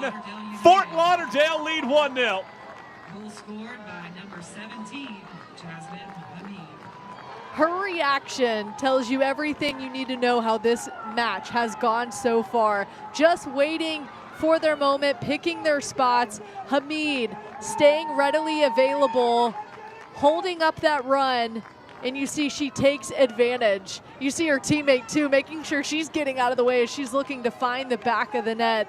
It just takes one, and how deflating it has to be for Carolina, who has spent so much time in the attacking end, that when they finally do have to defend, they're caught off their mark, and Hamid punishes.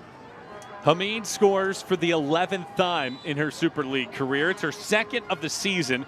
She had a goal in the opener back in August, and now adds a second to the ledger. And who set the stage in that one but none other than Kiara Locklear, who at times has been quiet, but she won the initial ball on the left-hand side and set things up in the middle. Jasmine Hamid, too, absolutely exhausted. Had to collect herself just to be able to finish that one off, having to do so much defending 70 minutes in. But she, again, we talk about Carolina needing to have that slow pulse in the attacking third. That's exactly what Fort Lauderdale did. When they had the moment and the opportunity, they punished. 2 changes for Fort Lauderdale. Kelly Van Treek is coming in, as well as Princess Ademe Louis coming in. That duo replaces Naimeche and Gordon.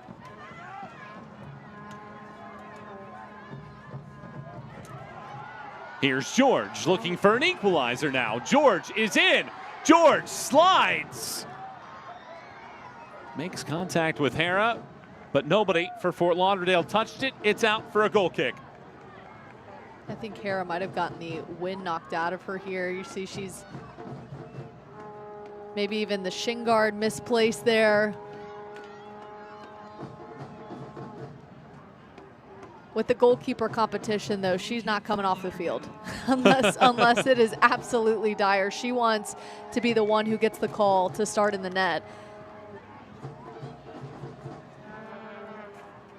Blue Cross North Carolina is the official health insurance provider of Carolina Ascent FC. Blue Cross NC makes health insurance easy. Discover employer, individual, family, Medicare, and Medicaid plans from Blue Cross NC. Better care starts here. George. Well, she is being aggressive, and Carolina now trailing by a goal. Their mind has to shift a little bit in this game. They haven't won a match this year when they give up the opening goal, 0-2-1. I'm surprised that it took Fort Lauderdale to wait so long to sub in Kelly Van Treek, especially when you look at her game. There is no quit in her when she has the ball or the ball is near her in the attacking third. She will not be denied a threat up the right side, so maybe this is an opportunity now for them to put the foot on the gas and try to collect another goal while Carolina is kind of with question marks circling their attack right now. We see that Mackenzie George tried to take it herself up the middle. She's tired of trying to create. She wants to create the moment now for herself. How will Carolina respond?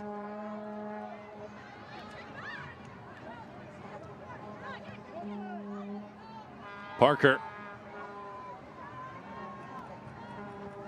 Butler. This ball whistles along. It is George. George tries to get an angle. Cuts back. George lofts it across. Taken away, however. Van Treek gets it up the field. Locklear.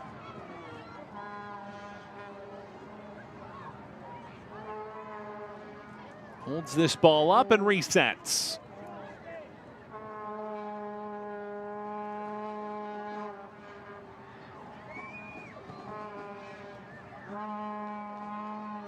Well, yet again, Carolina will be without a clean sheet. They're the only team left in the league without one. And they have now given up a goal in the final 20 minutes of matches 7 times this year. You see that high press too for Carolina has dropped off. We see one going, but can they stay connected? I think Carolina at this point is probably playing on tired legs after that relentless pressure for the full 70 minutes. Can they be successful now in the low block, which Fort Lauderdale now just brought on fresh legs, so we know that they're rearing and ready to go.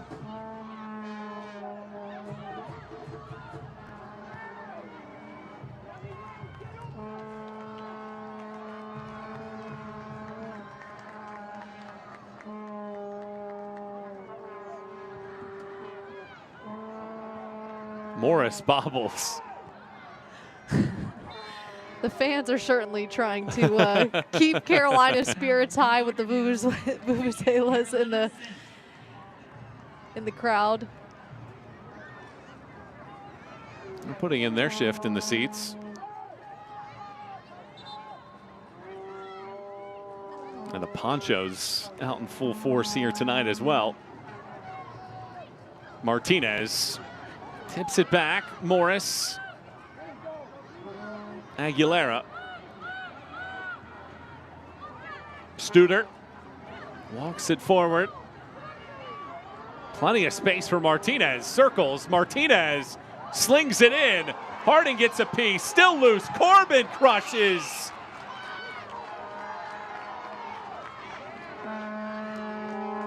Martinez tries to lay it in the path of Morris. Instead, it gets out and towards midfield. And now it's a foot race here. Studer tries to regain possession and just does so against Ademe Louis. Carolina just got away with a foul. I mean, she grabbed both of her arms to pull her out of position, and Carolina will take advantage of that and try to build from here.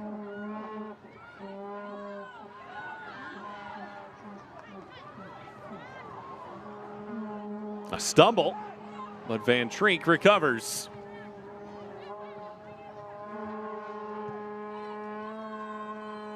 Well, this fits into what Fort Lauderdale have done much of the night. They want to hold on to the ball, and now they can play keep away with a 1-goal lead.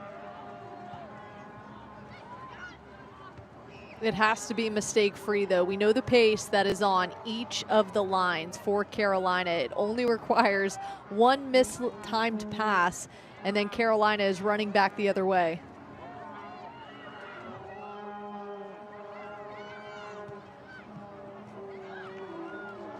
This ball just given away to Van Treek.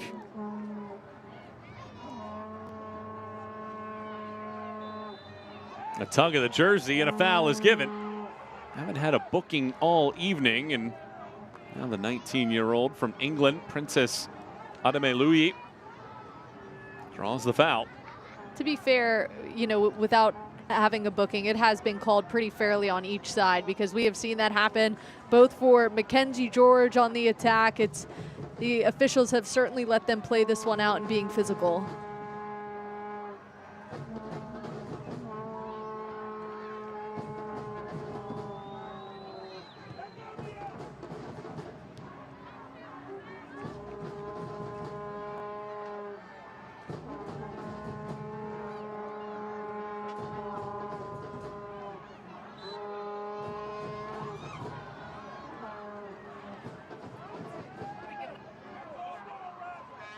Fans, just a reminder, the Beach Club is closing. Please make your way up to the Gatorade or Pepsi. Carolina Ascent FC is a club built by the Carolinas, for the Carolinas, with a vision to climb and reach new heights.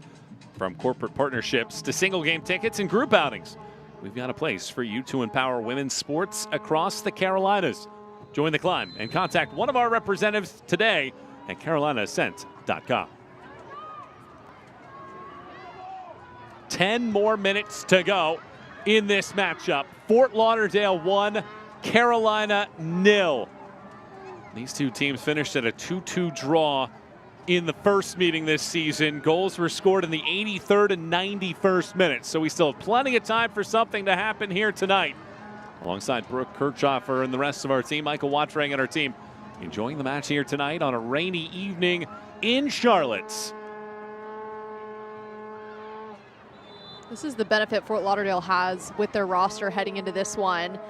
So much depth. They can bring in so many fresh legs where there's no drop off in terms of the level of play for them on the road.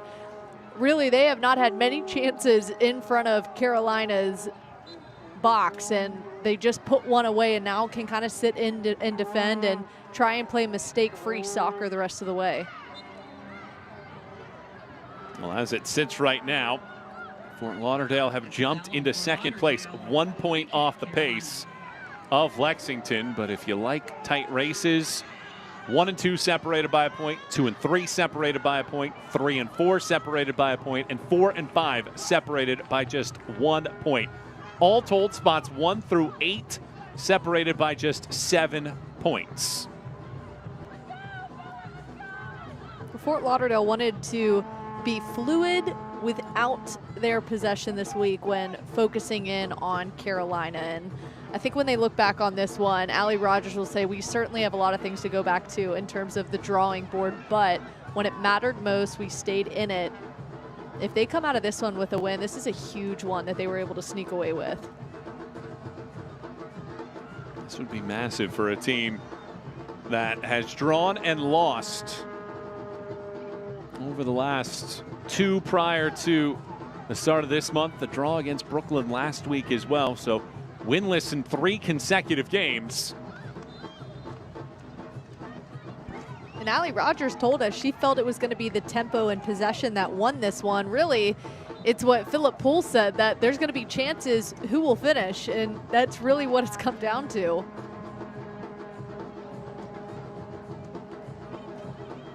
Lauderdale only have 2 shots on target, and they have scored 1 goal. 17 shots for Carolina. They've doubled up Fort Lauderdale in this match. They've also taken 10 corner kicks, but only 4 shots on target in the game, and one of those was on a corner kick. Jill Aguilera putting one on target. Sometimes the ball just doesn't roll your way in soccer, and it can be so frustrating. The game's just not forgiving. I mean, I can think back to 2 corner kick opportunities where it was a wide open net and they just for some reason couldn't even get a toe poked on it to just try and redirect the ball to the back of the net. A credit to Fort Lauderdale's disruption with where their goalkeeper has been on her line and the defense, but Carolina, boy, just really unlucky in those moments. Martinez and the fans want a foul, but instead she lays down, and there is no whistle this time around. And we have a substitution for Carolina. Play on should be the motto of this match today. It has been a physical one where the referee, I think, knew coming into this one these were 2 teams that were going to be physical and has let them play through it. B. Hilton comes in here in the 84th minute. replaces Riley Parker.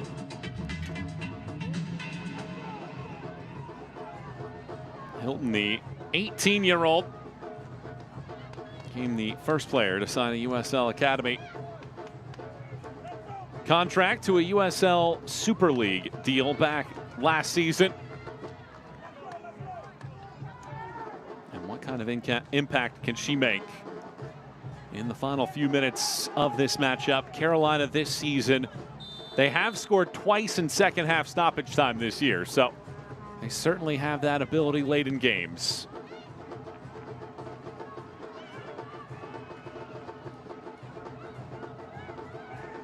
Looking for some level of space. Finally, Morris gets it back from Harding.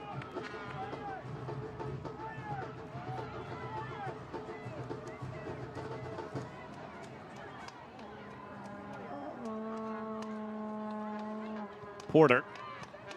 Corbin, quick turn. Martinez. Martinez bends this ball in. A late arriving run there from Hilton, and it just evades her. Jules Grosso gave her way too much space on that one. Should have stepped a little bit earlier. But fortunately for Fort Lauderdale, there was no one running on that backside.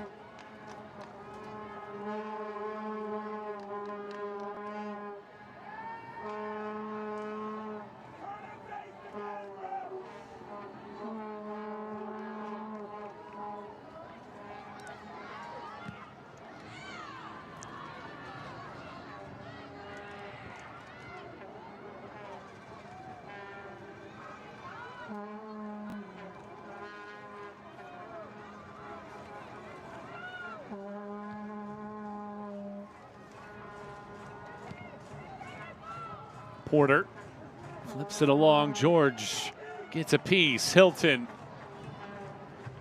Porter back on it. Leaves it for Harding. Over here it's Martinez. Morris. Corbin. Too strong on that touch. George tries to sprint around. Maintains her balance. But the whistle comes, she commits the foul, and frustration certainly setting in now on the Carolina side. Mackenzie George can't believe it on that last duel, fighting back and forth.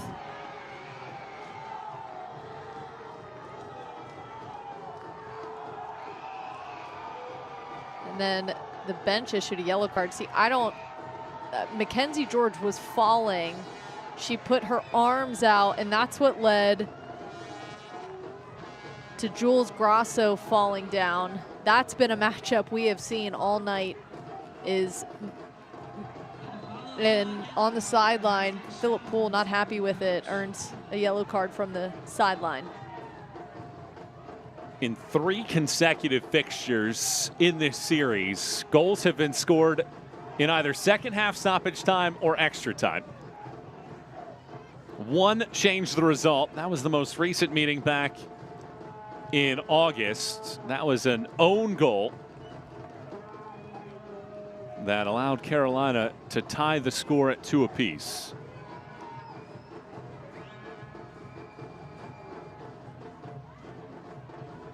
But there have been tight games throughout this series history, and things not changing here tonight. A game in which it felt like Carolina had been the better side for a wide chunk of time.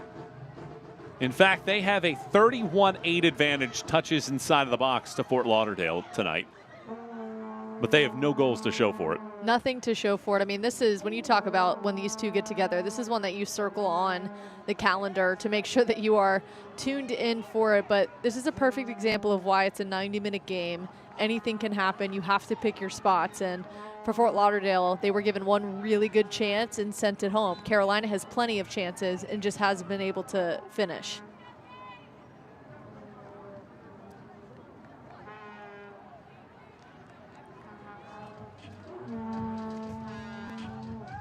Kate Colvin coming in, Jules Grosso coming out. Fresh legs to see this one through. Interesting, Kate Colvin coming in. She just played her first game with Fort Lauderdale this season, last time out. Certainly showed Allie Rogers what she's capable of in just that small amount of minutes. Carolina is going to make a change as well. Luana Gravias is coming in and Audrey Harding is coming out. So Harding's string of 5 consecutive matches with a goal contribution comes to a close here tonight.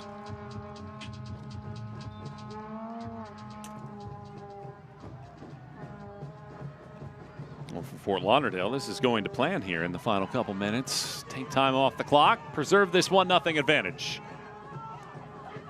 Luana Gravias, too, is a proven goal scorer last season with Brooklyn FC. Still hasn't been able to find the back of the net, though, with her new squad in Carolina Ascent. Fort Lauderdale has won 3 of the first 6 meetings. They are tracking towards a victory here in meeting number 7. A foul whistled. And this, I believe, is going to be a yellow card, although I don't think that she heard the whistle.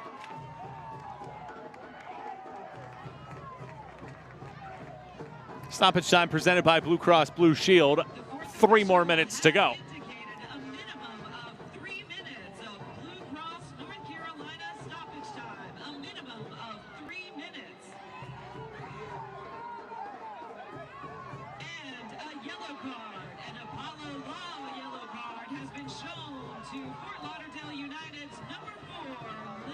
Lily Nabat was the one that picked up the Apollo Law yellow card.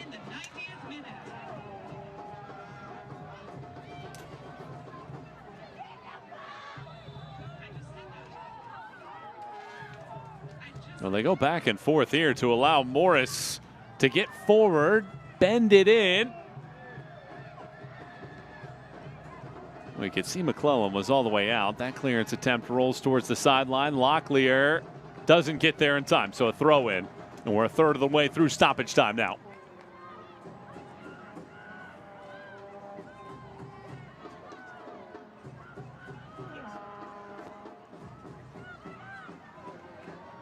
That ball skims off of the head. Martinez hunts. Hera over to fly on top of it.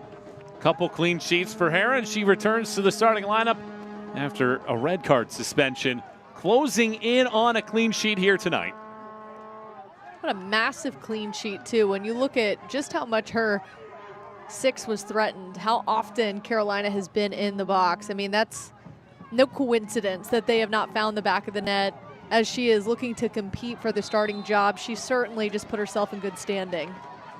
And B. Hilton is going to pick up a yellow card as well for that foul. A tug of the jersey, easy call for the official, and that's going to ensure that more time ticks off of the clock. It's been physical. It hasn't been chippy yet, but we're starting to see a bit of that now as the desperation sets in with the last 3 minutes.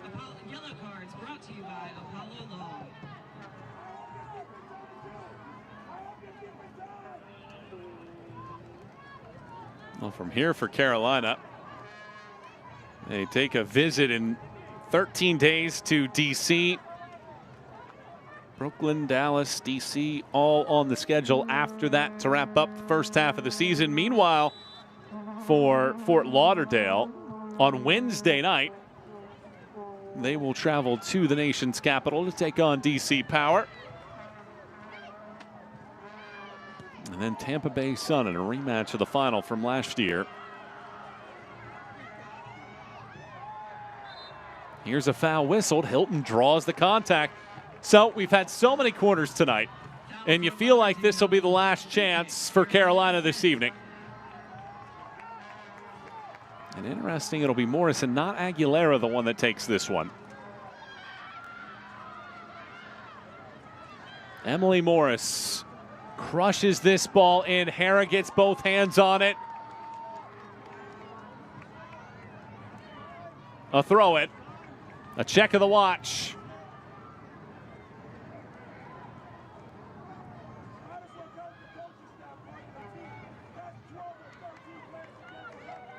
Wow, and this is a gift for Carolina, giving them another chance. And Gravias couldn't do anything with it. Another quick glance down at the wrist. Martinez circles. Needs to be full send now. Martinez down the field. Can Hilton get onto this? Hilton chases. Full-time whistle blows. Fort Lauderdale come on the road and end a 3-match winless run by taking out Carolina here this evening by a final score of 1-0.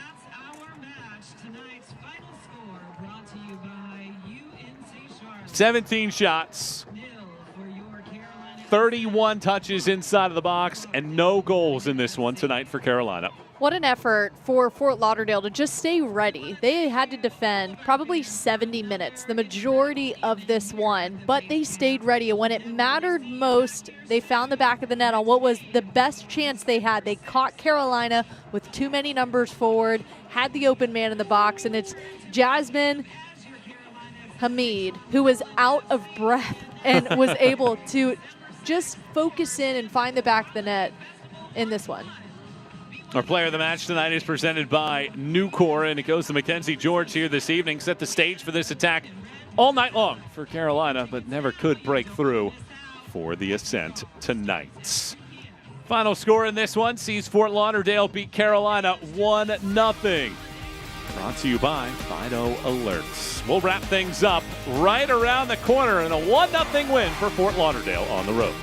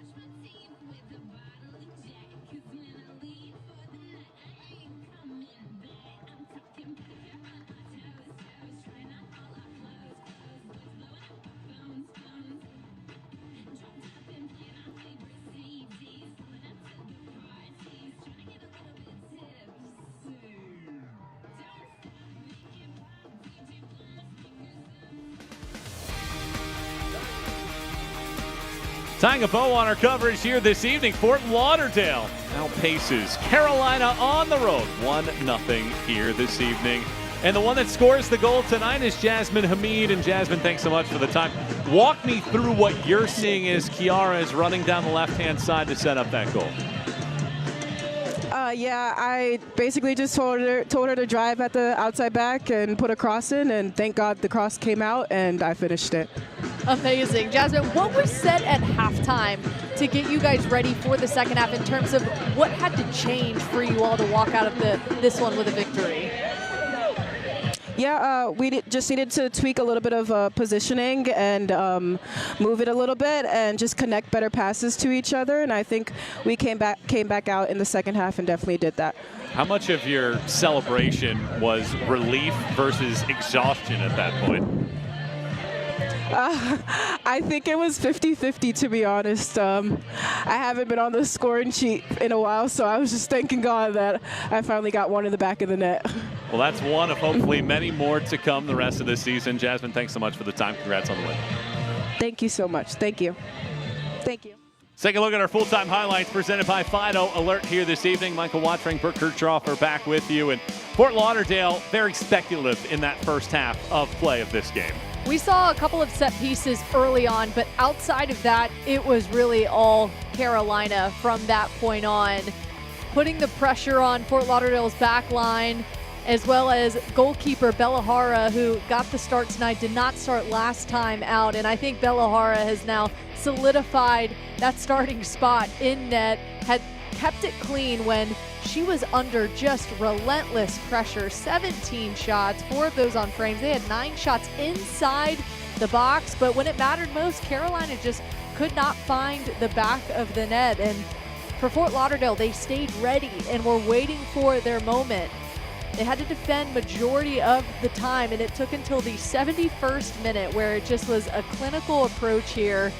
Jasmine Hamid communicating with her teammate on the pitch, and her finds the back of the net, had to get her teammate out of the way so that she could find that right corner. But I mean, this is what separates the great teams, and it's because of moments like that. They stay in it in those moments. Full-time stats brought to you by Fido Alert. And if you're Carolina, you have to think about this. Shot attempts, corner kicks, but you never capitalize. That's something that will be highlighted in training coming up. You have to be sick to your stomach that you didn't walk out of this one with a victory at home. It was right in front of you, but unfortunately with soccer, sometimes it just takes a bit of luck, and it is a 90-minute game. Even when you just have one mistake, that can be enough for a team to punish, and that's exactly what Fort Lauderdale did. A well-earned victory, one that I am sure they are happy to be walking away with a victory. If you're Carolina, obviously disappointed. Carolina had not trailed in any of its 4-match unbeaten run until tonight, as Fort Lauderdale picks up its first win since the end of September. 1-0 the final score tonight. Jasmine Hamid is the difference maker this evening in the 71st minute. For my partner tonight, Brooke Kirchhoff, and the rest of our team here in Charlotte, I'm Michael Watring signing off. Thanks so much for watching the Gamebridge Super League on Peacock. This copyrighted telecast of the United Soccer League cannot be retransmitted, rebroadcast, or reproduced without the express written consent of the United Soccer League.